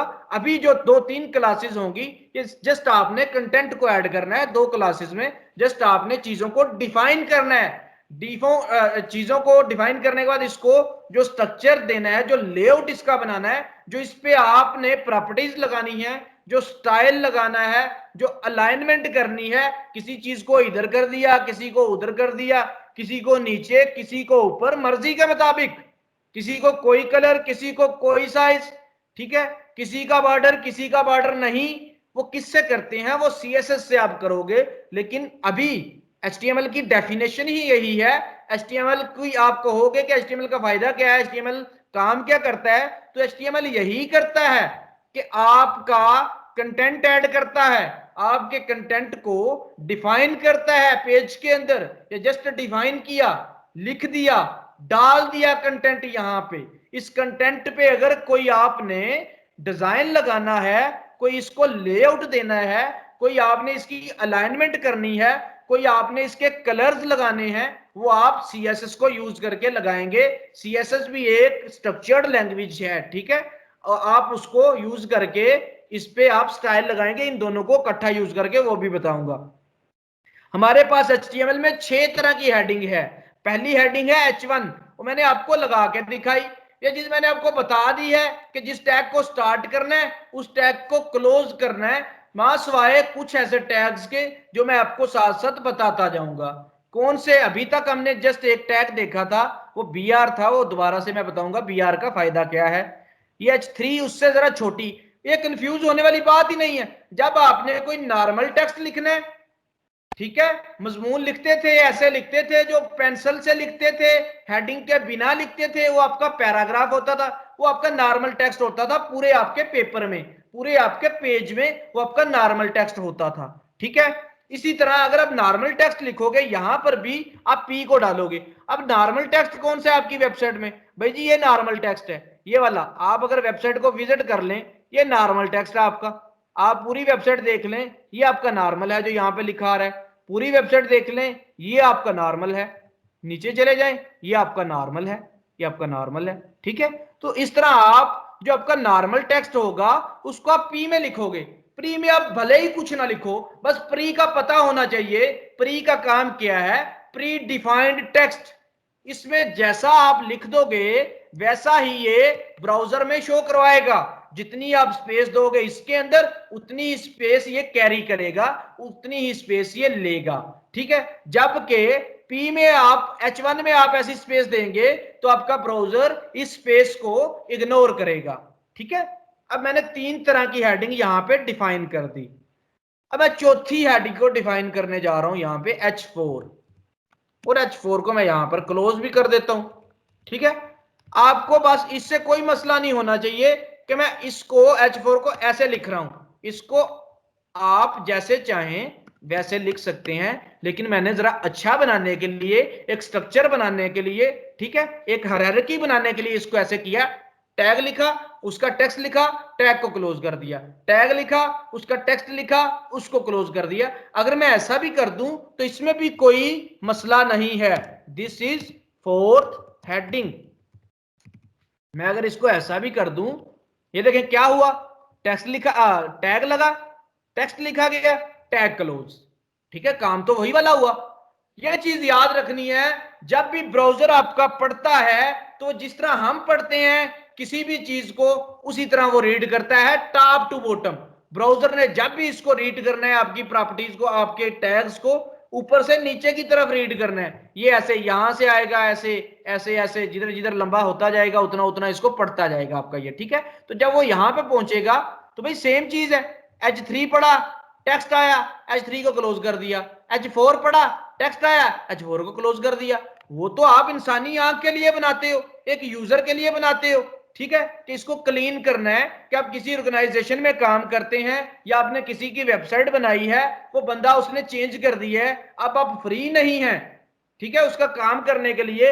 तो कोड आप वो किसी को देता है कि ये चेंज कर दे, तो फिर वो आपको भाई ये ना कहे कि इसने तो भाई कोड ही पता नहीं किस तरह किया है, मुझे टाइम लगेगा इसको समझने में, ठीक है। तो अगर आपका कोड क्लीन होगा, ठीक है, अच्छा होगा, तो कहेगा हाँ भाई बंदे ने कोड अच्छा किया है, और दूसरा भी कोई इसको यूज कर सकता है, दूसरा भी इजीली इसमें चेंज कर सकता है, ठीक है। जरूरी नहीं कि आपने वेबसाइट बनाई है तो सारी जिंदगी आपने ही उसने चेंज करनी है। तो क्लाइंट वो किसी को भी वेबसाइट अपनी दे सकता है बनने के बाद कि ये लो भाई अब वो मेरा डेवलपर फ्री नहीं है, या उसके साथ मेरी लड़ाई हो चुकी है, ठीक है, या उसके साथ मेरी बनती नहीं, अब मैं किसी और को ये काम देना चाहता हूं, वो दूसरा डेवलपर उस कोड को पढ़ेगा, ओपन करने के बाद उसको पढ़ने के बाद उसको चेंज कर देगा अकॉर्डिंग टू क्लाइंट, जैसे क्लाइंट उसको कहेगा, ठीक है। H4 आपने ऐसे लगा दिया तो अच्छा है, ऐसे भी समझ आती है तो ऐसे भी आप लगा सकते हैं, कोई इशू नहीं है, ठीक है। फिर आ गया आपका H5, मैंने H5 को लगा दिया, तो मैं 3 टैग्स को जरा उस तरह लगा देता हूं, 3 को इस तरह लगा देता हूं, आपने घबराना नहीं है, सेम चीज ही है, ठीक है। अगर आप आदत ऐसी बना लेते हैं तो ये सबसे अच्छी बात है, ठीक है, ये सबसे अच्छी बात है। H5 this is 5th heading, ये लें जी, मैंने इसको ये कह दिया दिस इज, और मैं अपने पेज में आया, इसको मैंने आके रिफ्रेश किया। ये चीज याद रखनी है, जब भी कोई चेंज करते हो, चेंज करने के बाद उस पेज को सेव करना है कंट्रोल एस से, बार बार नहीं इधर जाना। मैं बिल्कुल बेसिक से बता रहा हूं, बच्चे क्या करते हैं, इसका यूज करते हैं, बार बार नहीं इधर जाना है, बस एक दफा सेव कर लिया, फिर कंट्रोल एस को यूज करो, कंट्रोल एस, ठीक है। आप अगर डेवलपर हो, कोडर हो, तो आपकी ग्रिप आपके कीबोर्ड पे होनी चाहिए, ठीक है। अगर आप ग्राफिक डिजाइनर या इस तरह के होते तो फिर आपकी ग्रिप आपके माउस पे होती, तो आपने अपनी ग्रिप को ज्यादा अपने कीबोर्ड पे रखना है, ठीक है। इंटर वगैरह करनी है, कहीं पे क्लिक करना है, तो कीबोर्ड के जरिए आपने जाने की कोशिश करनी है कि मैं ऐसे ऐसे अपने ये चारों जो आपके एरोज हैं, इन एरोज को यूज करके मैं नीचे ऊपर जाऊं, ठीक है। इससे आप जल्दी चले जाओगे, बजाय इसके आप माउस से जो क्लिक करोगे, ठीक है। अच्छा H5 भी आपने डिफाइन, इसको 5th हेडिंग कर दें आप, ठीक है। ये ले जी, अब देखिएगा जरा, इनका साइज बस फर्क है और कुछ भी नहीं है। वो बड़ी हेडिंग, H2 उससे छोटी हेडिंग, H3 उससे छोटी हेडिंग, H4 उससे छोटी हेडिंग, H5 उससे छोटी हेडिंग। इसी तरह आपकी लास्ट वाली हेडिंग आ जाएगी जो आपकी H6 होगी। सर ये छोटी कैसे करते जा रहे हैं, ये जस्ट हम ये देखिए, ये जस्ट 6 लिखा, H6 H5, ये खुद ब खुद उसको छोटी करती जा रही है, ठीक है। ये जो 6 की जगह 5 करेंगे वो बड़ी हो जाएगी, 5 की जगह 4 कर देंगे वो और भी बड़ी हो जाएगी। अगर जो 1 में लिखी हुई है, देख रहे हैं फर्क इन दोनों में, देख लें फर्क यही है कि ये H1 में लगी है, वो H2 में लगी है, H1 वाली बड़ी है, H2 वाली छोटी है, H3 वाली H2 से भी छोटी है, H4 वाली H3 से भी छोटी है। ये जो यहां पर हम चेंज करते हैं, जस्ट आपके टैग में चेंज कर रहे हैं, वो टैग की चेंजेस उस पर इंप्लीमेंट हो रही है आपके टेक्स्ट पे। अब समझ आई ये कैसे छोटी हो रही है, क्यों छोटी हो रही है। आप टैग यूज कर रहे हो, चेंज कर रहे हो, आपने H6 किया, मैंने आपको बता दिया वो सबसे छोटा होता है, ठीक है। सर अगर हम छोटी ना करना चाहें तो मर्जी आपकी, ना यूज करो H6 को, आपकी मर्जी है। ये तो जस्ट मैं आपको पढ़ा रहा हूं, तो हर टैग पढ़ाना है ना, आपने यूज तो इसको अपने अकॉर्डिंग करना है, अपने पेज के मुताबिक। अब इस पेज में मैं नहीं कहता कहीं पे मैंने H6 यूज किया होगा, जरूरत नहीं पड़ी होगी। ये मेरा H1 होगा, ये भी H1 है, ये भी H1 है, जस्ट इसको बोल्ड कर दिया, ठीक है, और इसको बोल्ड नहीं किया। ये मैंने P को यूज किया होगा, अगर मैं यहां पे जाऊं ये भी शायद P ही हो, ठीक है। ये H2 हो सकता है, क्योंकि H1 मैंने ऊपर डिफाइन कर दिया। आप इधर करके देख भी सकते हो, किसी भी वेबसाइट का देखना चाहते हो उस पर राइट क्लिक करो, किसी भी वेबसाइट को आप देखना चाहते हो इस पर राइट क्लिक करो, इस टेक्स्ट पे रख के राइट क्लिक करके आप इंस्पेक्ट में जा सकते हो, इंस्पेक्ट में चले जाओगे, इंस्पेक्ट एलिमेंट में, ठीक है। आपका इंस्पेक्ट बेसिकली जब भी आएगा इस तरह आएगा, इस तरह राइट साइड पे, या नीचे आएगा इस तरह, नीचे आएगा आपका इंस्पेक्ट। जब आप किसी का इंस्पेक्ट ओपन करोगे तो इस इंस्पेक्ट की आप डायरेक्शन चेंज कर सकते हो। ये जो आपका कोड वाला हिस्सा नीचे ओपन हुआ है, आप जस्ट इधर आगे 3 डॉट्स पे क्लिक करेंगे तो ये राइट पे चला जाएगा। ये देखिए यहाँ पे ये नीचे है, ये राइट पे है, ये लेफ्ट पे है, ये लेफ्ट पे चला जाएगा। आपने कहा नहीं लेफ्ट पे नहीं, आपने बिल्कुल ही बाहर निकाल देना है। ये देखें आपका कोड और वो लहदा, ठीक है, वो देखें अनडॉक इनटू सेपरेट विंडो, इसको ऐसे कर दें, वो आपका सेपरेट कोड आपका सेपरेट यहां पे आ जाएगा। आप देख रहे हैं H1 यूज किया गया यहां पे, ठीक है। और अगर यहां पे आए, यहां पे आप रखना चाहते हैं, आप देखें इसका कोड देखना चाहते हैं कि ये किस में यूज किया गया, आप इस पे रखें, ये देखें ये एरो पे रखेंगे, आप एरो जिस पे लेके जाएंगे उसका कोड नीचे आपको नजर आएगा। इस पे क्लिक कर दिया, देख रहे हो। अब मैंने कितना गलत किया यहाँ पे, एक पेज में ज्यादा H1 यूज किए हैं, हालांकि मैं खुद ही कह रहा हूं कि W3C कहती है एक पेज में एक ही H1 होना चाहिए, ठीक है। तो मैंने लेकिन H1 को यूज, क्योंकि सामने मसला नहीं होता, एससीओ के मुताबिक मसला आएगा फिर आपका, ठीक है। फिर आपका रूल्स एंड रेगुलेशन जब आप इसको वेरीफाई करोगे तब आपका ये कहेगा कि भाई हाँ भी आपने ज्यादा HTML यूज किया। ये सिर्फ अच्छा नहीं होता और कुछ भी इसका इफेक्ट नहीं, सिर्फ आप कह लो कि अच्छा नहीं होता ये चीज, ठीक है। ये आप एक ही पेज में H1 यूज करो, अगर ज्यादा यूज करोगे ये है कि ये अच्छी अप्रोच नहीं है, ठीक है। According to W3C World Wide Web Consortium मैंने H1 लगाया। अब अगर कोई इससे छोटी हेडिंग आपको मैं दिखाऊं ना, ये इससे छोटी है H1 से, ये देखिए। अब मैं देख रहे हैं इसको मैंने क्या लगाया हुआ है, H3, क्योंकि मुझे लगा कि भाई वो बड़ी थी उसको मैंने H1 कर दिया। विजुअल वे से भी, नजर आने वाले तरीके से भी तो आपने देखना है कि वो बड़ी थी उसको मैंने H1 कर दिया।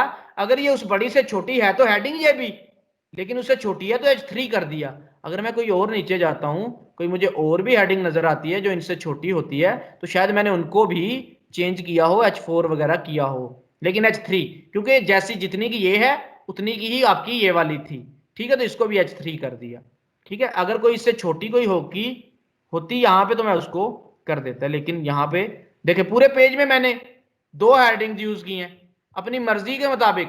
आपकी बात का आंसर ये है कि मैंने पढ़ानी आपको सारी की सारी हैं, आपने यूज इनको अपनी मर्जी के मुताबिक करना है जहां पे आपको जरूरत पड़े।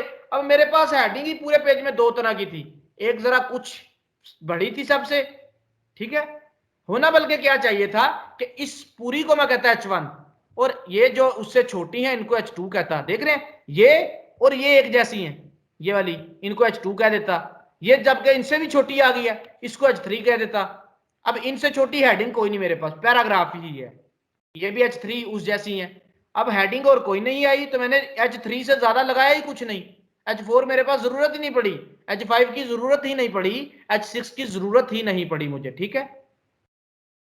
ये 6 तरह की हेडिंग मैं सेव करता हूं, अपने पेज को रिफ्रेश करता हूं, आप 6 तरह की हेडिंग्स का फर्क देख लें, आपको फर्क नजर आ गया, ठीक है। मैंने आपको बताया सर पेज रिफ्रेश कैसे करना है? आप पेज को यहां से भी रिफ्रेश कर सकते हो, ये देख रहे हैं ओके, ब्राउजर का जो पेज है, आप इसमें क्लिक करोगे ये सारा सिलेक्ट हो जाएगा, इंटर करोगे तब भी रिफ्रेश हो जाएगा। अगर आप F5 को प्रेस करते हैं अपने कीबोर्ड से F5 को तो तब भी आपका ये रिफ्रेश हो जाता है, ठीक है। क्योंकि चेंजेस को देखने के लिए आपको फाइल को सेव करना पड़ता है पहले तो, ठीक है। तो आपका हर वक्त हाथ कंट्रोल एस पे ही होता है, कोई भी काम करने के बाद आप कंट्रोल एस करते हो, फिर आप पेज को रिफ्रेश करते हो, आपकी चेंजेस आपको नजर आ जाती है। ये मैंने एक पैराग्राफ यूज किया, कितना बड़ा पैराग्राफ था, नॉर्मल टेक्स्ट, फिर मैंने एक और पैराग्राफ यूज करके दिखाया कि एक पेज में मल्टीपल पैराग्राफ लग सकते हैं, एक पेज में मल्टीपल H2 लगा सकते हो, मल्टीपल H3 लगा सकते हो, H1 भी मल्टीपल लगा सकते हो, कोई इशू नहीं। लेकिन अच्छी अप्रोच ये है कि H1 एक लगाओ, उसके बाद उससे जो छोटी हेडिंग आती है उसको H2 कह लो, आप H3 कह लो, ठीक है, इस तरह आप कह सकते हो। H1 लगा भी लेते हो तो कोई इशू नहीं डिजाइन की हद तक, जब तक अभी तक आप कर रहे हैं। सर अगर हम H1 ना यूज करना हो और H2 की जरूरत हो तो हम यूज कर सकते हैं? हाँ तो फिर H2 को यूज कर लो भाई। H1 आप कह रहे हो कि भाई आपके पास कोई इतनी बड़ी हेडिंग ही नहीं है, आपकी छोटी छोटी की हेडिंग है, तो फिर भी मैं कहूंगा कि किसी ना किसी एक हेडिंग को H1 दे दो, पेज में H1 होना अच्छा होता है, ठीक है। आप किसी ना किसी एक हेडिंग को H1 दे सकते हो, कह दो उसको कि ये H1 है, बाकी उससे छोटी है उसको H2 कह दो।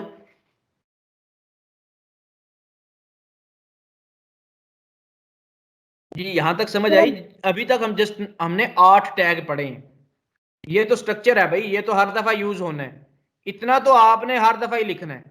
ये देखें HTML head start head close, इसके दरम्यान में टाइटल, बॉडी स्टार्ट, एंड पे बॉडी क्लोज, जो भी बॉडी में लिखते हैं वो स्क्रीन पे डिस्प्ले हो रहा है, आप देख रहे हैं ना, वो आप व्यू पोर्ट में नजर आ रहा है आपको। आपके जो टैग्स हैं ये कितनी टाइप के हैं, कोई बताएगा अगर किसी को पता है? ये जो आपके एलिमेंट्स हैं ये कितनी टाइप के एलिमेंट्स हैं आपके HTML में? जी मोहसन, तो टैग में क्या डिफरेंट है? एलिमेंट और टैग सेम चीज है, इसके 2 नाम है, जस्ट मैं इसको कहता हूँ एलिमेंट और टैग, आपका यही एलिमेंट है, यही टैग है। मैंने आपको पहले बताया कि एलिमेंट कहूँ टैग कहूँ तो सेम चीज है। सर एक लोकल और एक मतलब लोकल टैग और एक और होता है? नहीं, वो तो आपके एट्रीब्यूट्स आप कह सकते हो, एट्रीब्यूट होते हैं आपके लोकल और ग्लोबल। टैग्स आपके 2 तरह के होते हैं, ठीक है। जो आपके टैग्स हैं यहाँ पे वो दो तरह के टैग्स हैं, tag block, tag block element. जो आपके एलिमेंट्स हैं, एलिमेंट बोलूं या टैग बोलूं तो सेम चीज, ठीक है। तो कुछ वेबसाइट्स मैं जस्ट इसलिए बता रहा हूं कि आप जब पढ़ते हैं तो कोई वेबसाइट जिनको एलिमेंट कहती हैं, कोई वेबसाइट जिनको टैग कहती हैं, तो आप कंफ्यूज ना हो जाओ। एलिमेंट और टैग सेम चीज है पेज के अंदर, ठीक है। अब सर मैं यहाँ पे आपने आपको क्वेश्चन बता क्या रहा किया हूँ, था? क्वेश्चन था कि जो आपके एलिमेंट्स हैं वो कितनी टाइप की हैं आपके HTML में। सर वो तो हर चीज के लिए हमारे पास एक ना एक टैग है। जैसे नहीं अगर नहीं, हमने कोई डिफाइन इनका लिस्ट नाम है, मैं आपको बता देता हूँ, चलिए अभी से हमारे पास एलिमेंट दो टाइप के हैं अभी तक, ये मतलब हैं ही दो टाइप के, ब्लॉक एलिमेंट, इनलाइन एलिमेंट। इनका पता आपको मोशन? सर एक में ऐसा होता है कि जब हम लोग क्लोजिंग करते हैं तो वो नेक्स्ट लाइन पे ऑटोमेटिकली चला जाता है, और इन लाइन में वो नेक्स्ट लाइन पे नहीं जाता, वहीं से आगे बिल्कुल दूसरा शुरू हो जाता है। बिल्कुल बिल्कुल, यही चीज इनको समझानी है कि आपके जो टैग्स हैं वो दो टाइप के हैं यहाँ पे, block element, block tag. Block element और टैग सेम चीज का नाम है। ब्लॉक एलिमेंट में आप एक ही टर्म यूज करूंगा, एलिमेंट की, टैग की टर्म नहीं यूज करूंगा, या मैं टैग की टर्म यूज करूंगा, एलिमेंट को नहीं यूज करूंगा, ताकि आप कंफ्यूज ना हो जाएं। जस्ट आपको मैंने बता दिया पहले, ठीक है। तो बोलने में हो जाता है कि कभी मैं उनको टैग कह देता हूं, कभी मैं उनको एलिमेंट कह देता हूं। तो हमारे एलिमेंट दो टाइप के हैं, block element, inline element. Block element, inline element, नाम से पता चल रहा है ब्लॉक एलिमेंट, ब्लॉक बर्फ का जिस तरह ब्लॉक होता है, पूरा एक ब्लॉक, उस तरह आप कहें ब्लॉक एलिमेंट। ब्लॉक एलिमेंट की डेफिनेशन क्या है? ब्लॉक एलिमेंट लाइन को ब्रेक करते हैं खुद ब खुद। मैंने तो नहीं बताया भाई, ये देखें, इसके आगे कितनी जगह पड़ी है, ये सेकंड हेडिंग नीचे आ गई, इसके आगे कितनी जगह पड़ी थी, ये फर्स्ट हेडिंग उससे नीचे क्यों आ गया, ये थर्ड हेडिंग इसके आगे क्यों नहीं आई? क्यों कि ये जो हमने अभी तक 8 के 8 टैग्स पढ़े हैं, ये ब्लॉक टैग्स हैं, ये ब्लॉक एलिमेंट हैं,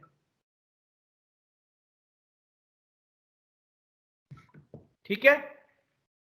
क्या कहते हैं ये कि हम पूरी लाइन कंज्यूम करते हैं। हम बेशक थोड़े से हों, इसमें बेशक आप टी लिख दो एक ब्लॉक एलिमेंट लगा के, ये 8 के 8 ब्लॉक एलिमेंट हैं, ठीक है। ब्लॉक बनाते हैं, ब्लॉक पूरी लाइन कंज्यूम करता है। चेक करना चाहते हो लाइन कंज्यूम करता है, जस्ट आप राइट क्लिक करें और इंस्पेक्ट पे चले जाएं। अब यहां पे आके आप इसको सिलेक्ट कर लें, ये आपका एरो, और किसी भी एलिमेंट पे ले जाएं।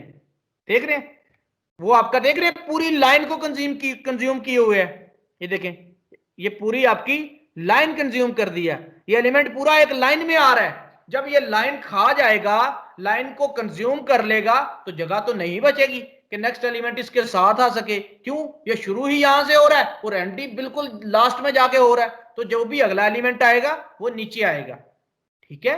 वो ऑटोमेटिकली, मैंने अलग ब्रेक दी भी नहीं, वो ऑटोमेटिकली नीचे, वो इसी वजह से नीचे आ रहा है। जब एक लाइन पूरी हो जाती है, आप लिखते लिखते लिखते लिखते एक लाइन में चले जाते हो, पूरी कंप्लीट कर देते हो, फिर आप नीचे आ जाती हो, ठीक है। लेकिन यहां पे क्या हुआ, ये कहता बेशक आप एक वर्ड लिख दो, मैं पूरी लाइन कंज्यूम कर दूंगा, बेशक एक वर्ड लिख दो आप, ठीक है। तो यहां पे यही हुआ, ब्लॉक एलिमेंट क्या करते हैं, पूरी लाइन कंज्यूम करते हैं और ऑटोमेटिकली ब्रेक लेते हैं, नीचे आते हैं। लेकिन दूसरे एलिमेंट कौन से हैं? वो इनलाइन एलिमेंट है। अब इनको याद रख लें, मैं यहां पे इनकी आपको स्लाइड्स भी बना दूंगा, ठीक है, छोटी छोटी डेफिनेशंस। ब्लॉक एलिमेंट्स आप अपने पास भी रखा करें अपनी नोटबुक, ठीक है, आप उस पर लिख लिया करें block elements, inline elements. Block elements मैंने आपको बता दिया, पूरी लाइन कंज्यूम करते हैं। जो इनलाइन एलिमेंट्स हैं, नाम से पता चल रहा है इनलाइन, एक लाइन में आने वाले इनलाइन एलिमेंट्स आपके पास कौन से हैं, ठीक है। अब आ जाइए यहां पे, आप कहें स्पैन, एक स्पैन का एलिमेंट है। अब एक लाइन में भी क्लोज कर, मैं इसको नीचे क्लोज करूं, देखें span, this is span, this is span. ये स्पैन के एलिमेंट का कोई भी यहां पे फायदा नहीं, ठीक है। अभी तक के लिए स्पैन का एलिमेंट जस्ट आपका टेक्स्ट लिखता है, लेकिन बड़ी जगह पे आपको ये यूज करना पड़ता है जरूरत के मुताबिक। वो क्यों? जहां पे आपको लाइन ब्रेक नहीं देनी होती। क्यों? इसकी डेफिनेशन में शामिल है कि स्पैन एक लाइन में आता है, ब्रेक नहीं लेता। चेक करना चाहते हो, यहां पे आ जाओ, एक स्पैन लगाया, आप दूसरा स्पैन लगा दो। हालांकि मैंने एक पी लगाया था, दूसरा पी नीचे आया था। ब्राउजर में चले जाएं, आप देखें जरा, ये P यहां तक आया, हालांकि जगह थी यहां पर भी लिख सकता था कुछ, लेकिन वो P नीचे आया। ये हेडिंग यहां तक थी, दूसरी हेडिंग बिल्कुल नीचे आई। लेकिन अगर आप स्पैन को देखें, मैंने क्या लिखा, दिस इज स्पैन, स्टार्ट किया और क्लोज कर दिया, दिस इज स्पैन, फिर स्टार्ट किया क्लोज कर दिया।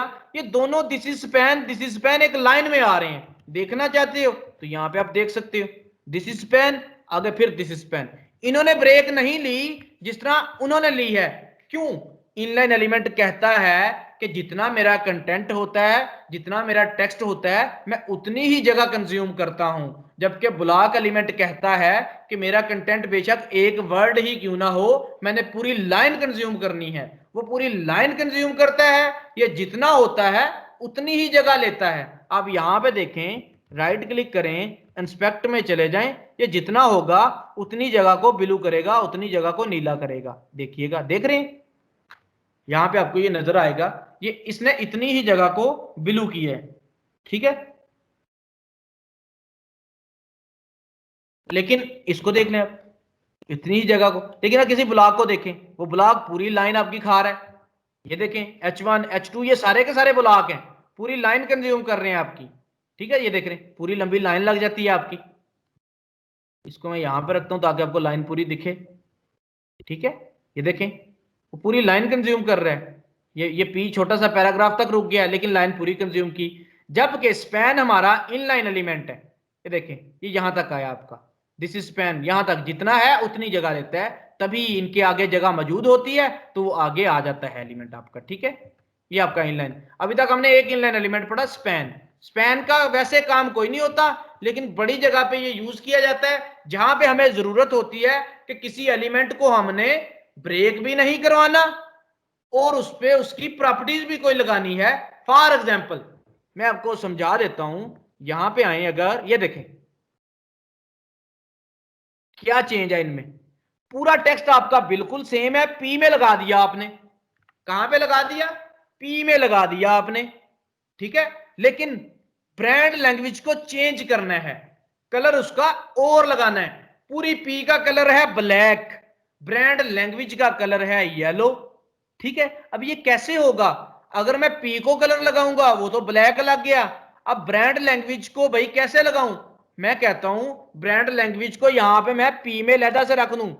पहले मैं सारा P लगाऊं यहां तक, ठीक है, यहां तक एक पूरा P लगा लिया, फिर उस P के अंदर एक नया P स्टार्ट कर दिया। लेकिन जब मैं P लगाऊंगा, देखिएगा आप क्या होता है। ये पूरा काम यहीं पे मैं एग्जांपल करके दिखाता हूं आपको। ये पूरा मैंने टेक्स्ट कॉपी किया यहां से, ये टेक्स्ट कॉपी करने के बाद मैंने अपने नोटपैड में आ गया, यहां पे आके मैंने, देखें आप कोई भी टैग कहीं भी लगा सकते हैं, कोई मसला नहीं। यहां पे आके मैंने P लगाया और इस P को मैंने यहां पर क्लोज कर दिया। ये देखिएगा, इस P को मैंने यहां पे क्लोज किया और वो वाला टेक्स्ट उठा के मैंने इसके दरमियान में लिख दिया। वो टेक्स्ट इसके मैंने दरमियान में लिख दिया, वो एक लाइन आपकी पूरी लिखी आ गई। आप अगर जाएंगे अपने ब्राउजर में, कलर वगैरह तो लगा नहीं आएगा, क्यों? आपने तो बिल्कुल सादा बना रहे हो, आपकी ये पूरी लाइन लग गई। अच्छा, ब्रांड लैंग्वेज ये आ रहा है। अब ब्रांड लैंग्वेज को कोई सेपरेट आपने कोई कलर वगैरह लगाना है तो उसको टैग में डिफाइन करना पड़ेगा। ये P में है ना, तो उसको भी कुछ ना कुछ देना पड़ेगा, तभी उस पर कोई प्रॉपर्टी लगेगी। तो इसलिए फिर हम उसको स्पैन में लिख देते हैं। क्यों? स्पैन भाई आपको प्रॉपर्टी लगाने के लिए जगह प्रोवाइड कर देता है, एक टैग दे देता है, आपके जो पैराग्राफ है उस पर असरअंदाज नहीं होता। स्पैन एक सिंपल टैग है जो कुछ नहीं करता, आप ये कह लें, ठीक है। स्पैन में आप जो भी लिखेंगे वो वहां पे आपको डिस्प्ले करवाएगा। अभी तक के लिए आप कह लें, स्पैन का फायदा आपको बाद में पता चलेगा, ठीक है। This is span. एक और एलिमेंट हमारे पास जो इनलाइन है वो है B का एलिमेंट। B लिखा, क्या करता है? दिस इज बोल्ड, ये टेक्स्ट को बोल्ड करता है। मैंने इसमें दिस इज बोल्ड लिख दिया जस्ट, और इधर आके मैंने पेज को रिफ्रेश किया, देख रहे हैं, मैंने रिफ्रेश कर दिया, वो एक लाइन में आया। जिस तरह इसने लाइनें ब्रेक की, this is heading, this is second heading, this is ये, इसने लाइन ब्रेक नहीं की, हालांकि ठीक है ये भी तो एलिमेंट में है। देखिए एलिमेंट मैंने बदल के लिखा, उसको क्लोज करके लिखा, ये देखिए ये भी क्लोज हुआ था। क्यों? ये इनलाइन एलिमेंट है, इसलिए ये एक लाइन में आ रहे हैं, ब्रेक नहीं लेते, ठीक है।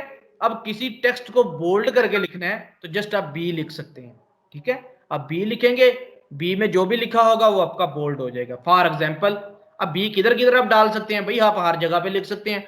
आपने कहा ये पूरा पैराग्राफ लिखा आ रहा है, जो 1500 है ये ना 1500 लिखा हुआ है यहाँ पे 1500 एस जो लिखा हुआ है, इसको आप बोल्ड शो करवाना चाहते हैं तो कोई बात नहीं, आप यहाँ पे आए, आप अपने पैराग्राफ में जाएं, आपको मैं टैग के अंदर टैग लगाना बता रहा हूं वो कैसे लगाते हैं। आप जस्ट जाएं जहां पे आपको 1500 नजर आए, ये देखिए उसमें आप डाल दें बी।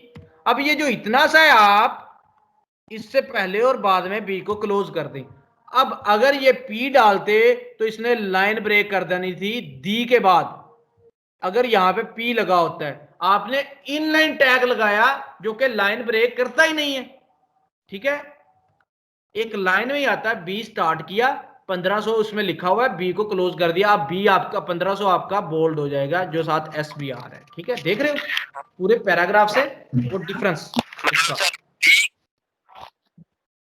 बी के दो फंक्शन है, वो बोल्ड भी करेगा और इनलाइन है, लाइन भी ब्रेक नहीं करेगा। बिल्कुल बिल्कुल आप ये कह सकते हैं कि वो बोल्ड भी है और लाइन भी ब्रेक नहीं कर रहा, ठीक है, क्योंकि इनलाइन है, वो उसकी डेफिनेशन है कि वो उसने बोल्ड करना ही करना है, ठीक है। लेकिन उसकी टाइप कौन सी है, इनलाइन, उसने उस वाला काम भी करना है, ठीक है। अच्छा अब किसी को अटैलिक करना चाहते हैं तो मैं पहले यहां पे नीचे आता हूं, ये आपको मैंने इसलिए करके दिखाया कि टैग के अंदर भी टैग आप जहां चाहें लगा सकते हैं, लेकिन उसकी क्लोजिंग जरूर याद रखनी है कि ये ना हो कि बी को यहां पे लगा के और इस पी के बाद में क्लोज कर रहे हैं, ठीक है। देखो इसमें ये है कि यहां पे लगा, फिर इसको क्लोज भी इसी के अंदर अंदर ही होना है, इसके बाहर तो नहीं क्लोज होना है। आप ये ना करें कि HTML देखो बॉडी HTML के अंदर लगा हुआ है, आप बॉडी को यहां पे इसके बाद क्लोज करने की कोशिश करें, ऐसा तो हो ही नहीं सकता, ठीक है। अब बॉडी को इसके बाहर तो क्लोज कर ही नहीं सकते, वो तो उसके अंदर लगा है, उसके अंदर अंदर क्लोज होना। तो सो यहां पर भी आपने जब भी नेस्टेड टैग लगाना है, टैग के अंदर टैग लगाया, देखे पी यहां पे शुरू हुआ, पी का कंटेंट चला, कंटेंट चलने के बाद यहां पे आपको जरूरत थी बोल्ड करने की, आपने बी पी लगाया, बी को आपने यहीं पे क्लोज कर दिया जितना एरिया बोल्ड करना था। ये आ गई वो क्लोजिंग वाली बात जो एक बात कर रही थी कि हम क्लोज मतलब पी को जरूरी नहीं क्लोज करें, ठीक है, वो हर जगह पे जरूरत है। अगर आप बी को यहां पे क्लोज करना भूल जाएंगे, देखें बी को क्लोज करना भूल गए आप, क्लोजिंग की अहमियत बताता हूं, बी को क्लोज करना भूल गए जब आपने वो देखे बी के बाद में आने वाला सारा उसने बोल्ड कर दिया, क्यों, आपने उसकी लिमिट ही डिफाइन नहीं की कि भाई इस हद तक इसको बोल्ड करो, आपने बताया ही नहीं, उसने वो सारा ही बोल्ड कर दिया। ये देख रहे हैं यहां तक सारा ही बोल्ड कर दिया उसने, स्पैन दिस इज दिस सारा कुछ बोल्ड कर दिया। इसलिए इसकी मुकर्रर करते हैं हम हद, लिमिट यहां पे लिखते हैं, यहां तक आपने करना है बी का काम। इसका मतलब है कि इस जो एलिमेंट है इसका काम, इसकी जो डिफाइन डेफिनेशन है, जो डिफाइन शुद्ध काम है इसका, जो हमें बताया गया है कि ये करता है, वो यहां तक करे, इस एस के बाद ना करे इसको बोल्ड, बस एस तक ही बोल्ड रखे, इसलिए हम इसको क्लोज करते हैं, ठीक है। ये मैंने बी की जगह स्ट्रांग यूज कर सकते हैं। मैं आपको बताता हूँ वो दोनों चीजें। अच्छा मैंने दिस इज बोल्ड कर दिया, वो आपको बताता हूँ। फिर आप इसी तरह अटैलिक भी यूज कर सकते हैं, आई का टैग, जिस तरह ये बोल्ड है, इसके बाद एक आई का टैग है, आप उसको अटैलिक कह सकते हैं, आई, देख रहे हैं, आप कहते हैं दिस इज अटैलिक, ये क्या करेगा, इसको अटैलिक में लिख देगा, थोड़ा सा टेढ़ा कर देगा। अब देखिएगा जरा, म्यूट करें भाई अपने आप को, नहीं तो फिर मुझे वो स्क्रीन चेंज करके म्यूट करना पड़ता है। अच्छा जी, दिस इज अटैलिक, आई में जो लिखा वो अटैलिक कहलाता है, ठीक है। घबराना नहीं, जिनको पहला जिनका चांस है, पहली दफा यूज कर रहे हैं, आपने कुछ भी नहीं करना, आपने जो चीजें याद रखनी है वो आपकी ये वाली चीजें हैं, आपने जस्ट जो स्ट्रक्चर है, अभी मैं अपनी चेंज कर रहा हूं चीज। सर जी जी सर जी आपने स्क्रीन शेयर की हुई है, मेरे पास स्क्रीन शो नहीं हो रही। मैं दोबारा से करता हूँ इसको शेयर, मैंने बंद कर दिया है, मैं बंद करने के बाद दोबारा से शेयर करता हूँ, हो जाता है कभी कभी नेट इशू की वजह से रुक जाती है, तो मैं दोबारा से शेयर कर देता हूँ। ये मैंने दोबारा से शेयर किया, आप बताइएगा, आपके सामने शेयर हो चुकी है ये स्क्रीन। सर आ गई स्क्रीन। ठीक हो गया।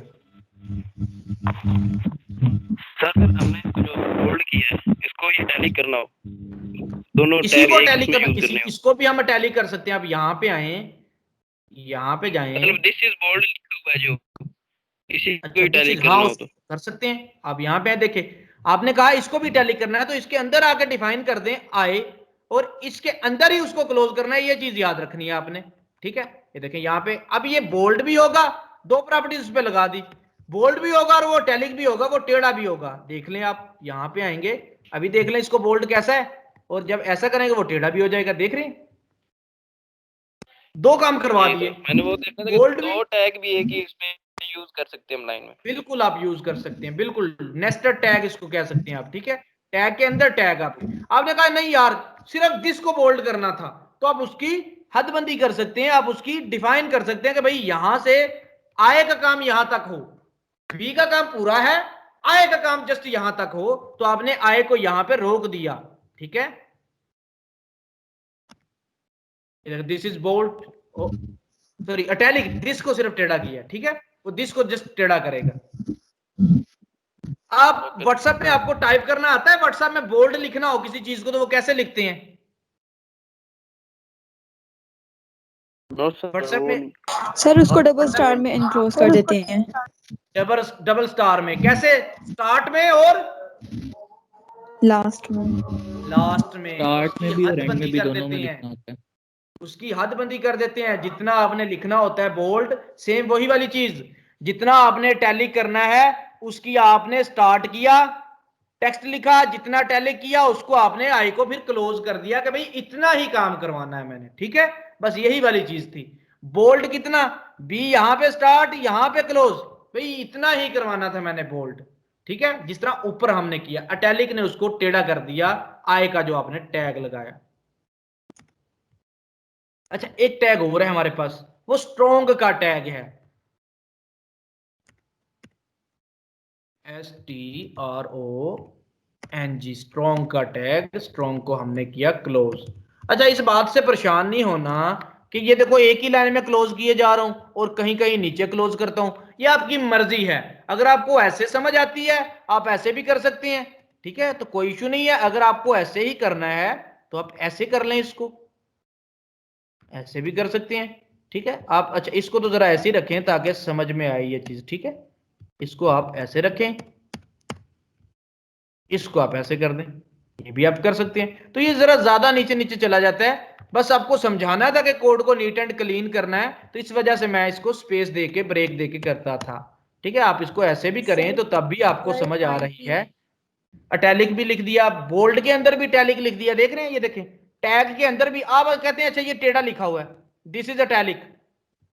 अब आपने कहा नहीं यार जो टैलिक है ना इसको मैं बोल्ड कर दूं, टैलिक को मैं बोल्ड कर दूं, तो भाई इसको आप बी में लिख दो, स्टार्ट करो बी से, एंड कर दो बी पर, ये ले ये बोल्ड हो जाएगा। देखिएगा जितना एरिया आप करना चाहते हैं, ठीक है, उतना वो बोल्ड हो गया। अब देख रहे हैं सारे के सारे एलिमेंट्स एक लाइन में ही आते जा रहे हैं, लाइन ब्रेक ही नहीं करते।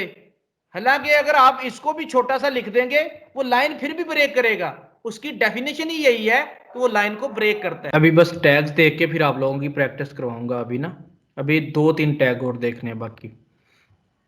जिसको समझ ना आए वो अभी पूछ लीजिएगा बाद में जब मैं आपको कहूंगा।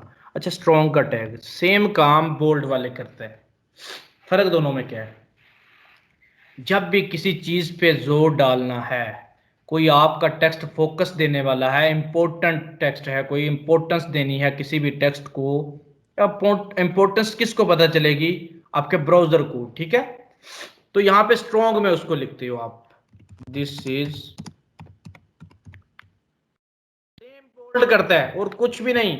फर्क जस्ट ये है कि जब भी कोई आपने इंपॉर्टेंट टेक्स्ट लिखना है, कोई भी आप चाहते हो अकॉर्डिंग टू एसईओ कह लें आप, ठीक है इसको, तो आप किसी चीज पे फोकस देना चाहते हैं, कोई भी आपका इंपॉर्टेंट चीज है तो उसको आप इसमें लिखते हो स्ट्रॉन्ग में। बोल्ड आप यूज ही नहीं करते, कि कहीं भी आप बोल्ड को यूज नहीं करते, वो इसलिए कि आपके पास सीएसएस में प्रॉपर्टी है बोल्ड की, आप उसको वहां से बोल्ड कर सकते हो जितने आप चीज को आपने बोल्ड करना होता है, तो जहां पर भी आप तकरीबन यूज करते हैं बोल्ड की जगह आप स्ट्रॉन्ग, बोल्ड हम करते क्यों हैं पूरे पैराग्राफ के अंदर, बोल्ड हम करते ही ऐसे, हाईलाइट उसको करते ही इसलिए है कि वो जरा नुमाया नजर आए, ठीक है, वो जरा इंपॉर्टेंट चीज होती है, अट्रैक्ट करना होता है उसने क्लाइंट को, ठीक है, तो ये अट्रैक्टिव चीज होती है, तो इसलिए आप इसकी जगह स्ट्रॉन्ग को यूज कर सकते हैं, बोल्ड को बेशक आप यूज ना करें, लेकिन पढ़ाने की हैसियत से मतलब जरूरत है तो इसलिए मैं आपको पढ़ा रहा हूं, ठीक है। आए आप इटैलिक ना यूज करो, आपके पास सीएसएस में प्रॉपर्टी आ जाएगी इटैलिक की, लेकिन अभी तक के लिए आपको जब तक एचटीएमएल पढ़ रहे हैं तो आपके पास आए का टैग जरूर है और इसको आपने यूज करना है, ठीक है, स्ट्रॉन्ग। इस तरह आपके पास एक एम्फसाइज का टैग है ईएम, इस सॉरी उसके अंदर मैंने लगाना स्टार्ट कर दिया इसको, इनको आप एक लाइन में क्लोज कर लें तो जरा अच्छा ही होगा, जरा कोई लंबा टेक्स्ट हो जाए तो उसको बेशक आप फिर नीचे ले आया करें। ये देखें स्ट्रॉन्ग, इसी तरह आपके पास सॉरी ये जो स्ट्रॉन्ग वाला टैग है ये काइंडली दोबारा एक दफा रिपीट कर दें। मैं बता, आप पूरा एक पैराग्राफ लिखते हैं, पैराग्राफ में आप किसी चीज पे फोकस कर रहे हैं, ठीक है, उसको चाहते हैं आप जरा इंपॉर्टेंस देना, तो आप उसको स्ट्रॉन्ग में लिख देंगे बजाय इसके कि उसको आप बोल्ड में लिखें, ठीक है।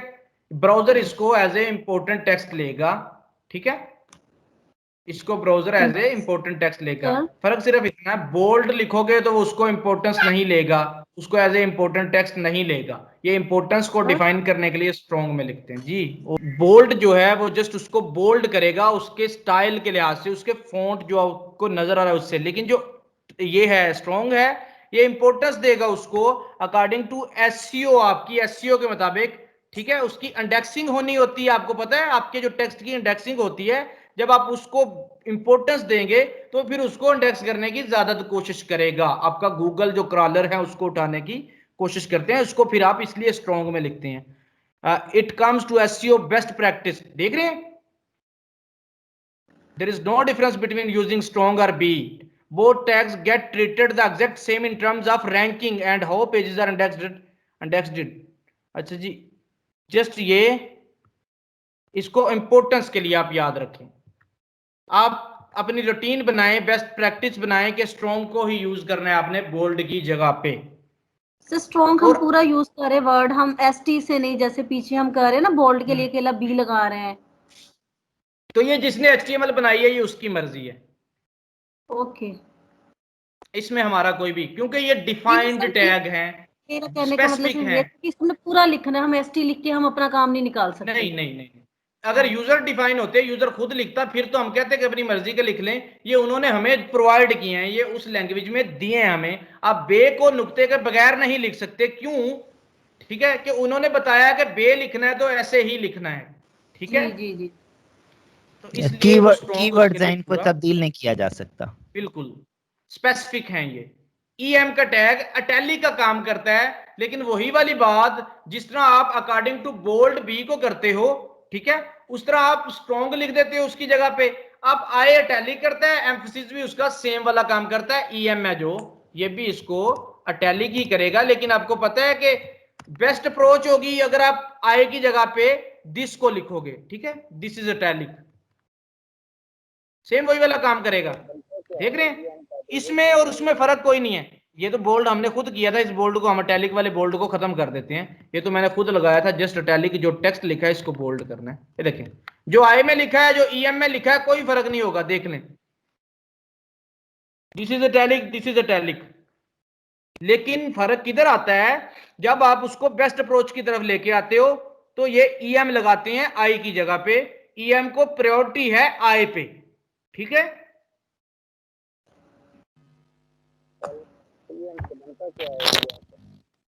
जी बनता क्या है, एम्फसाइज्ड टेक्स्ट, अच्छा जी, नेक्स्ट आपके पास आती है सब, कर दिया ईएम, मैं कर देता हूँ, मैं कर स्ट्रॉन्ग और ईएम को दोबारा से कर देता हूँ। आपने किसी भी एलिमेंट को बोल्ड करना है, आप बी लगाओगे, आपने किसी भी एलिमेंट को टैली करना है, वो जरूरी नहीं आपने ये छोटा सा करना है, वो पूरे के पूरे पैराग्राफ आप अगर टैली करना चाहते हो तो वो भी आप कर सकते हैं। मतलब आई जहां से स्टार्ट करेंगे जहां पे एंड करेंगे उसके दरमियान वाला जो टेक्स्ट होगा वो अटैलिक हो जाएगा। बोल्ड को आप जहां से स्टार्ट करोगे जहां पे एंड करोगे इसके दरमियान वाला टेक्स्ट आपका बोल्ड हो जाएगा। ठीक है।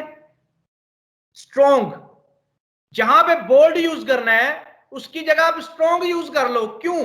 काम इसका सेम है, वो भी बोल्ड करता है ये भी बोल्ड करता है। फायदा किधर हो गया? ये इंपोर्टेंस के लिए ब्राउजर इसको समझता है कि ये भाई इंपोर्टेंस देता है, जबकि बोल्ड को ब्राउजर इंपोर्टेंस के लिए नहीं समझता। बोल्ड जस्ट उसको समझता है कि किसी टेक्स्ट को बोल्ड किया है, स्टाइल के लिहाज से समझता है ब्राउजर उसको कि यहां पे आपने इसकी कोई इंपोर्टेंट नहीं है एलिमेंट की, जस्ट आप इसको बोल्ड दिखाना चाह रहे हैं।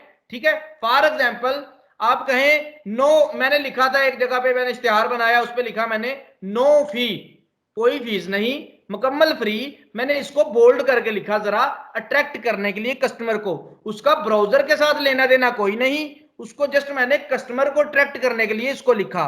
लेकिन कोई इंपॉर्टेंट टेक्स्ट है, अकॉर्डिंग टू एसईओ है, आपका कीवर्ड है, आप चाहते हैं कि यार ये बहुत अच्छा कीवर्ड है, कोई भी इस पे टाइप करेगा तो मेरी कोई ना कोई वेबसाइट नजर आनी, वेब पेज नजर आना चाहिए, मेरी वेबसाइट का कोई ना कोई पैराग्राफ इंडेक्स होना चाहिए गूगल में। गूगल आपकी पूरे जो पेजेस होते हैं इनको इंडेक्स करता है। ठीक है।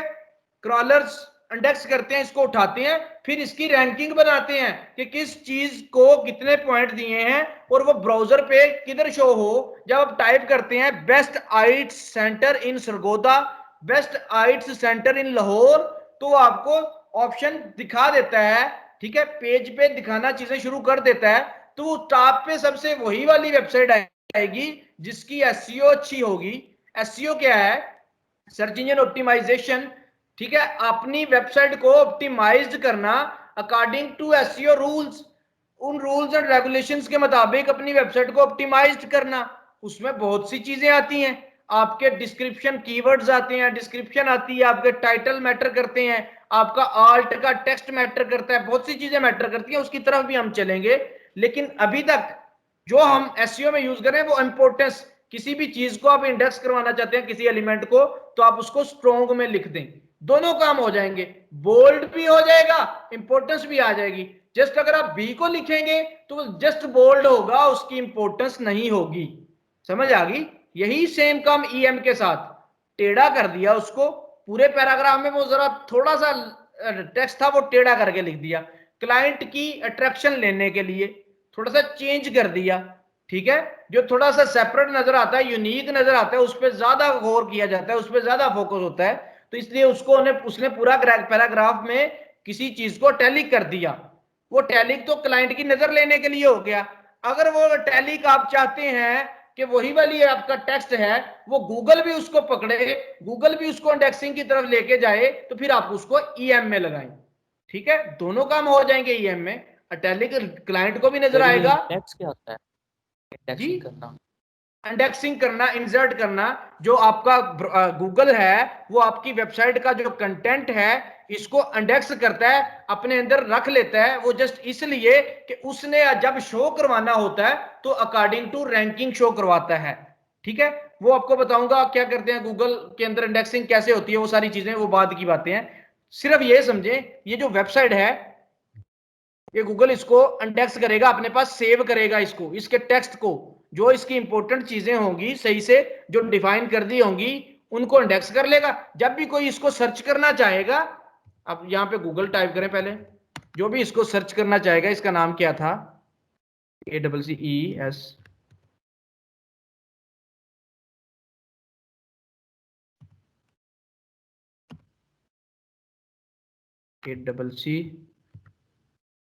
ACCES EXPD, आपने इतना लिखा, ये पूरा लिखा, तो तब आपकी वेबसाइट आई।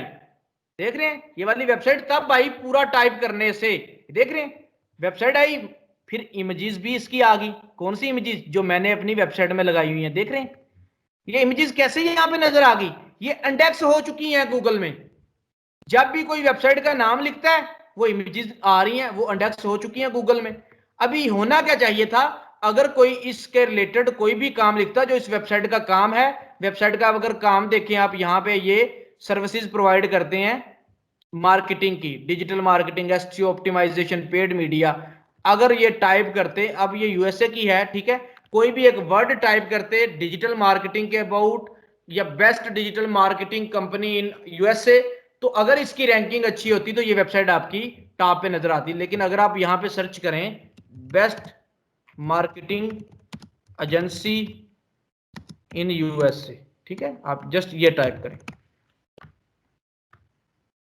यहां पे आ जाए, आपको यहां पर वेबसाइट्स नीचे नजर आ जाएंगी, ठीक है, ठीक है, टॉप 10, टॉप 10, 100 आ गई आपकी, फिर पूरी की पूरी एजेंसी आ जाएगी आपकी, ठीक है, टॉप मार्केटिंग एजेंसी, वो आपको बताना स्टार्ट कर देगा उसके अंदर, यहां पे आपकी वेबसाइट्स आती जाएंगी यहाँ पे, ठीक है। कभी किसी ने दूसरा पेज देखा है वेबसाइट इसका? क्यों आपको डिजायर्ड रिजल्ट आपका पहले पेज पे मिल जाता है? पहले पेज के लिए तो सारे कोशा होते हैं, हर वेबसाइट का यही होता है कि कोई ना कोई कीवर्ड ऐसा मतलब मेरा रैंक हो जाए कि वो कोई क्लाइंट लिखे तो मेरी वेबसाइट पहले आए। अब जरूरी नहीं कि मैं कोई ऐसा, फॉर एग्जांपल मैं जिस तरह फाइवर के अंदर आप करते हैं, आप लिखते हैं HTML डेवलपर, भाई कोई और डेवलपर टॉप पे होता है, आप लिखते हैं वेबसाइट डेवलपर तो कोई और डेवलपर टॉप पे होता है। क्या कीवर्ड्स का चेंज आ गया, उसके लिए उसका कीवर्ड इंडेक्स हुआ है HTML डेवलपर, उस कीवर्ड की इंडेक्सिंग हो गई है। जब HTML डेवलपर लिखते हैं तो वो वाला बंदा आ जाता है, जब लिखते हैं वेबसाइट डेवलपर तो उसने अपने डिस्क्रिप्शन के अंदर लिखा होता है वेबसाइट डेवलपर, तो उसका वेबसाइट डेवलपर इंडेक्स हो गया होता है। तो फिर वेबसाइट डेवलपर जब कोई टाइप करता है तो उसकी गिग आती है। सेम इसी तरह इसका जो जो टेक्स्ट इंडेक्स होगा गूगल में, उस इंडेक्स के लिहाज से इसको ज्यादा मौके मिलेंगे सामने आने के, ठीक है। तो इसलिए हम चाहते हैं कि हमारा कोई ऐसा जो टेक्स्ट है इंपॉर्टेंट है उसको हम इंडेक्सिंग करवाना चाहते हैं, तो उसको हम स्ट्रॉन्ग या ईएम के अंदर लिख देते हैं, ठीक है। दोनों काम हो जाते हैं, यो क्लाइंट के लिए भी इंपॉर्टेंट, मतलब देखने वाले के लिए, यूजर के लिए भी इंपॉर्टेंट हो जाता है, और वो आपके ब्राउजर के लिए भी इंपॉर्टेंट हो जाता है, ठीक है। तो इसलिए हम ईएम को प्रायोरिटी देते हैं आई पे और स्ट्रॉन्ग को प्रायोरिटी देते हैं बोल्ड पे, बी पे। इंपॉर्टेंट और अट्रैक्टिव दोनों ही हो जाते हैं, इसमें दोनों काम हो जाते हैं, तो इसलिए इसकी प्रायोरिटी है। लेकिन पढ़ाई मैंने इसलिए है कि भाई जरूरत है यहाँ पे इनका, मतलब इन लिखे हुए हैं यहाँ पे तो इसलिए पढ़ाए हैं। अच्छा कितने हो गए ये? एक स्पैन हो गया इनलाइन, बी दूसरा, आई तीसरा, स्ट्रॉन्ग चौथा, ईएम पांचवा, फिर आपके पास एक और टैग आप कह लें इसको, अच्छा वो छोड़ें उसको, एक सब का टैग है। ये सब क्या है? सब का टैग मतलब सबस्क्रिप्ट, सबस्क्रिप्ट, सुपरस्क्रिप्ट, एक सब है, एक एसयूपी, इसको सब कह सकते हैं, एसयूपी। इनको ऐसे ही लिखना है, पूरा नहीं लिख सकते आप, जो डिफाइन किए गए हैं वही आपने लिखना है। अब इनका काम क्या है? एसयूपी, सुपरस्क्रिप्ट, सुपर का मतलब ऊपर होता है, सबस्क्रिप्ट सब का मतलब नीचे होता है।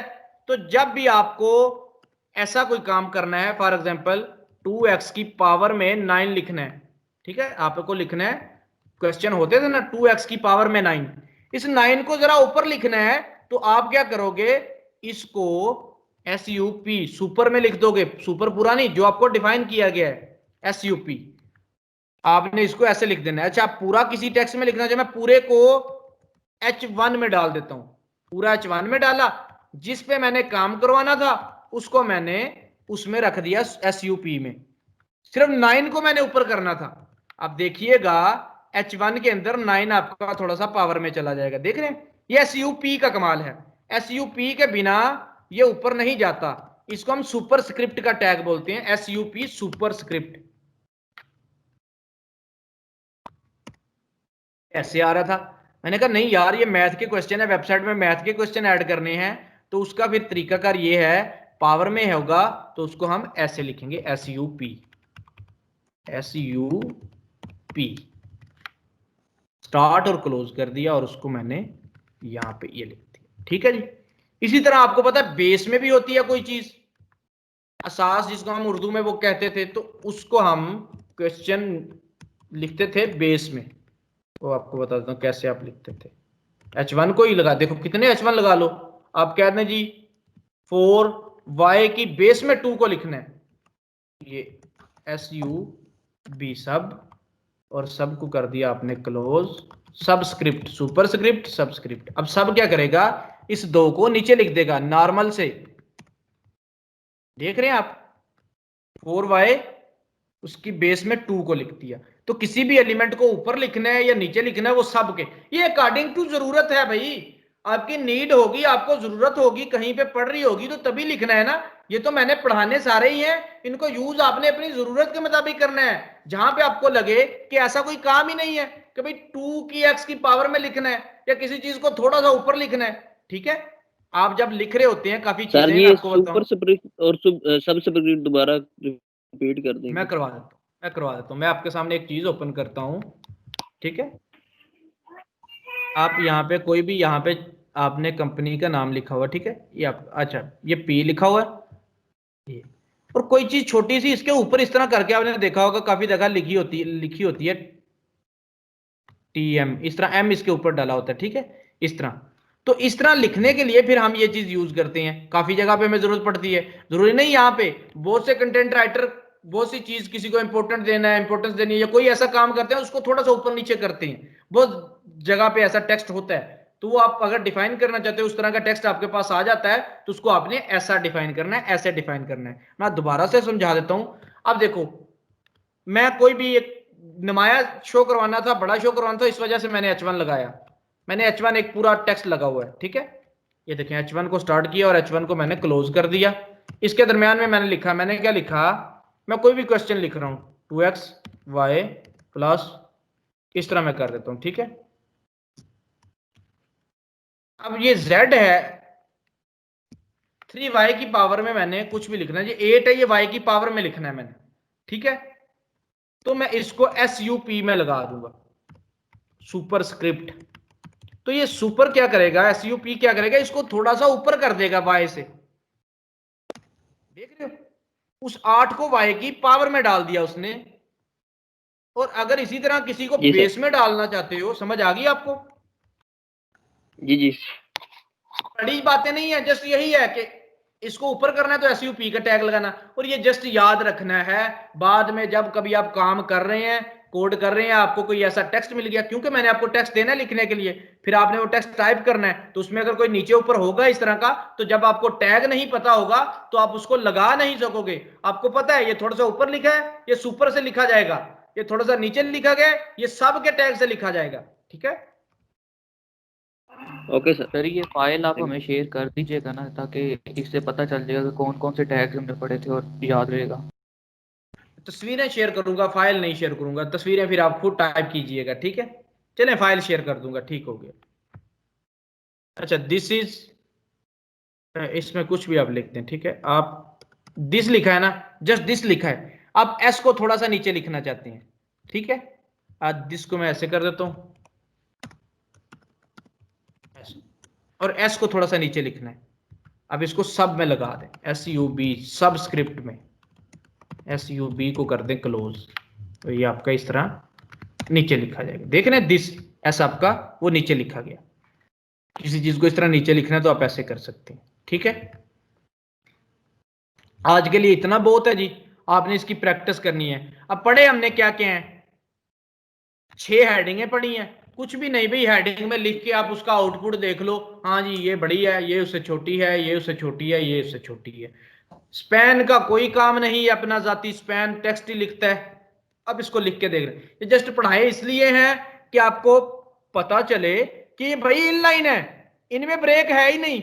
ऊपर वाले सारे ब्रेक लेके आते हैं, जबकि इन्होंने ब्रेक ली ही नहीं।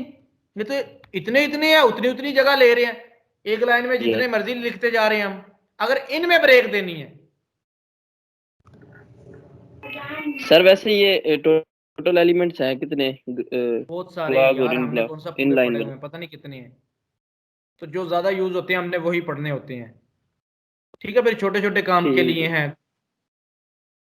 अप्रोचेस फिर हम उनको इस्तेमाल कर लेते हैं। मैं तो बी को भी यूज नहीं करता, आई को भी यूज नहीं करता, स्ट्रॉन्ग और ईएम को यूज करता हूँ, क्योंकि बी आई का अगर कहीं पे काम करवाना वो स्ट्रॉन्ग ईएम कर देते हैं, नहीं भी अगर किसी को इंपोर्टेंस देनी तो वो सीएसएस की प्रॉपर्टीज होती है हमारे पास, उनसे हम इनको स्ट्रॉन्ग। आपको पता है कि अगर यहाँ पे आप ब्रेक दोगे तो ये ब्रेक ले लेंगे। मैं आपको बताता हूँ अभी चीज, यहाँ पे ये देखें, ये एक लाइन में आ रहे हैं सारे, आप इस पहले स्पैन के बाद ब्रेक दे दें।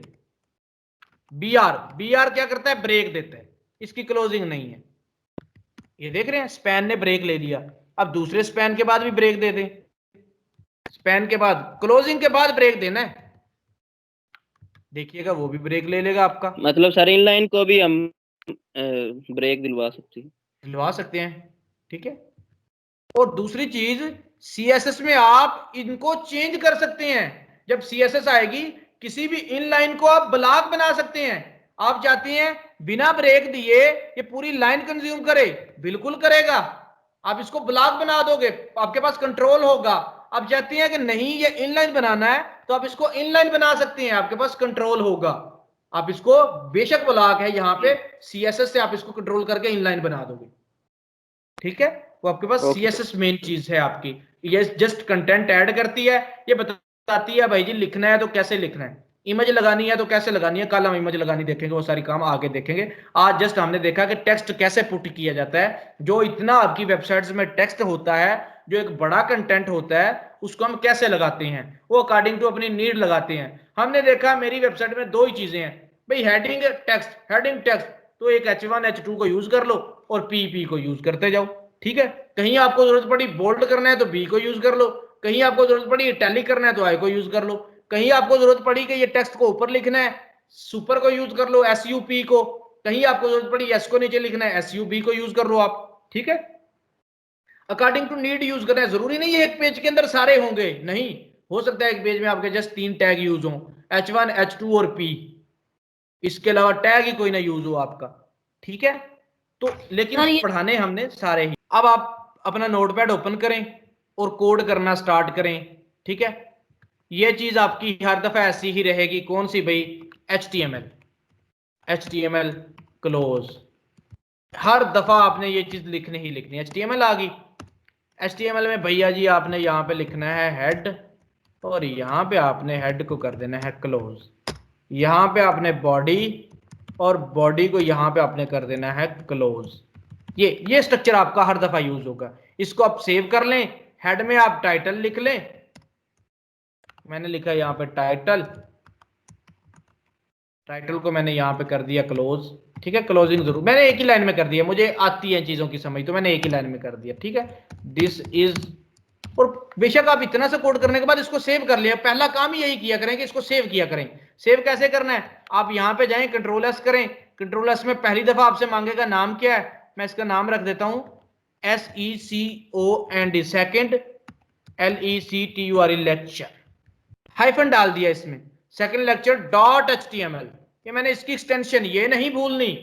नाम अपना नाम रख लो, नाम अपने भाई का नाम रख लो, कोई भी नाम रख लो, कंप्यूटर कह लो, फर्स्ट लेक्चर कह लो, आखिरी लेक्चर कह लो, जो मर्जी कह लो, लेकिन लास्ट में इसकी एक्सटेंशन .html डालनी ही है, ठीक है। .html ये फाइल की टाइप बता देगा कि आपके HTML की फाइल है ये, ठीक है।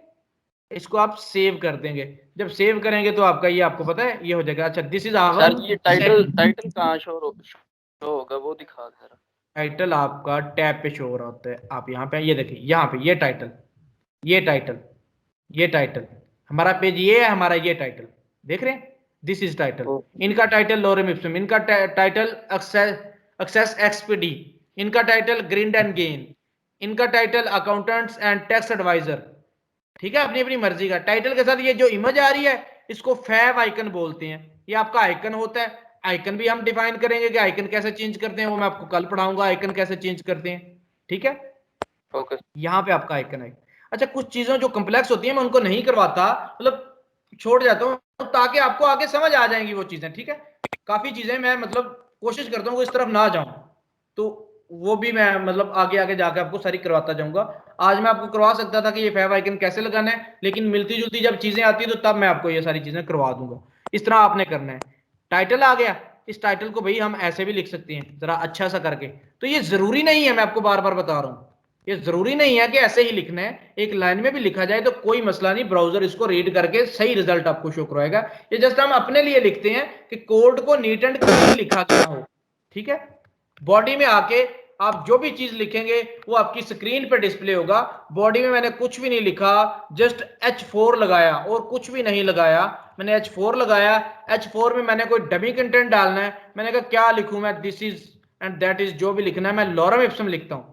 मैं यहां से ये सारा कॉपी किया, लॉरम इप्सम कॉपी करने के बाद मैंने यहां पे आके इसके दरमियान में पेस्ट कर दिया। अब ये ज्यादा लंबा हो गया, मेरा क्लोजिंग नजर ही नहीं आ रही, तो मैं क्यों ना अच्छा करूं, क्लोजिंग को नीचे ले आऊं और मैं इसको जरा ऐसे कर दूं, मुझे पता चले कि H4 स्टार्ट H4 क्लोज। मैं इस पेज को सेव किया। अब किधर पेज सेव किया था, डेस्कटॉप पे सेव किया था, तो डेस्कटॉप पे मेरा सेकंड lecture.html के नाम से पेज सेव है। ओपन करना चाहता हूं, इसको मैं ऐसे ओपन करूंगा, देख रहे हैं वो H4 में बना आया पूरे का पूरा टेक्स्ट। P में लगाया होता तो नॉर्मल आता। अब मैं इसको H1 में लगा दूंगा तो ये और भी बड़ा लिखा हुआ नजर आएगा सारे का सारा आपका, ठीक है।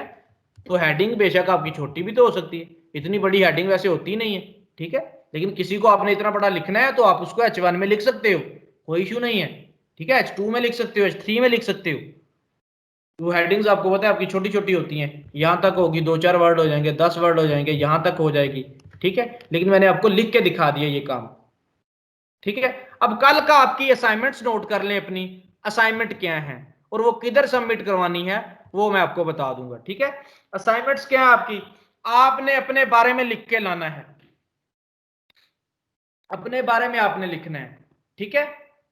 तो क्या लिखना है अपने बारे में, अपनी एक्सपीरियंस लिख दें, कोई थोड़ा बहुत है, मेरा कोई एक्सपीरियंस नहीं, वो भी आप लिख सकते हैं, लेकिन आपने उसकी हेडिंग जरूर देनी है। आना है इधर, आपने सारा HTML का स्ट्रक्चर बनाना है। स्ट्रक्चर बनाने के बाद सबसे ऊपर आपका लेफ्ट साइड पे लिखा आना चाहिए अबाउट मी, लिखा आ जाए अबाउट मी, मतलब आपके अबाउट। कैसे लिखा आ जाए, यहां पे लिखा आ जाए आपका about me, about me. Save करें इसको, आपका ये इधर लिखा आ रहा है अबाउट मी, देख रहे हैं।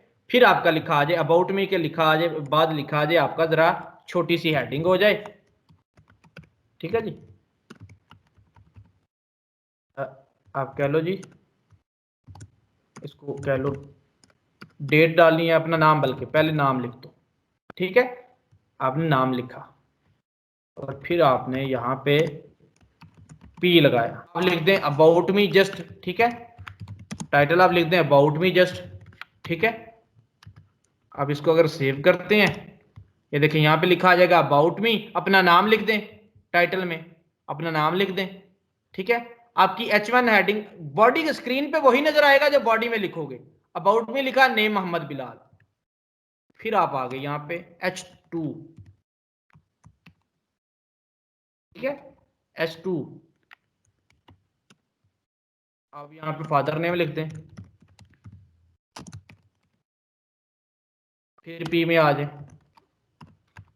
आपको जस्ट मैं स्ट्रक्चर बनवा रहा हूं कि बड़ी हेडिंग थी जिसकी सबसे ज्यादा इंपॉर्टेंट थी, उसको मैंने H1 में लिखा, जो आपका मेन थी सबसे ज्यादा अबाउट मी, फिर मैंने इधर लिख दिया, ये मैंने अपने फादर का नाम यहाँ पे लिख दिया। अच्छा, देन अभी आप देखिएगा क्वालिफिकेशन मैंने कर दिया H2। ये क्यों H2 में लिखता जा रहा हूं उसको बार बार, क्यों, वो सेम लेवल की हैं। क्वालिफिकेशन, अब क्वालिफिकेशन में मैंने एक चेंज करना, देखिए क्वालिफिकेशन में मैंने क्या किया, H2 में H2 लिख दिया मैंने। अच्छा, यहां पे आपने डायरेक्ट क्वालिफिकेशन डाल दी, उसके बाद आपने H3 लगा देना है। वो क्यों, क्वालिफिकेशन में आपने मैट्रिक डालना है, METRIC, मैट्रिक। मैट्रिक के बाद P डाला, P को आपने क्लोज कर दिया। अब मैं एक लाइन में इसलिए लिखता जा रहा हूं जल्दी जल्दी, ठीक है। मैट्रिक को भी P में लिख दे तो नहीं, मैं आपको बता रहा हूं, डिफरेंस दिखाना है आपको, बताता हूं क्यों नहीं लिखना, ठीक है।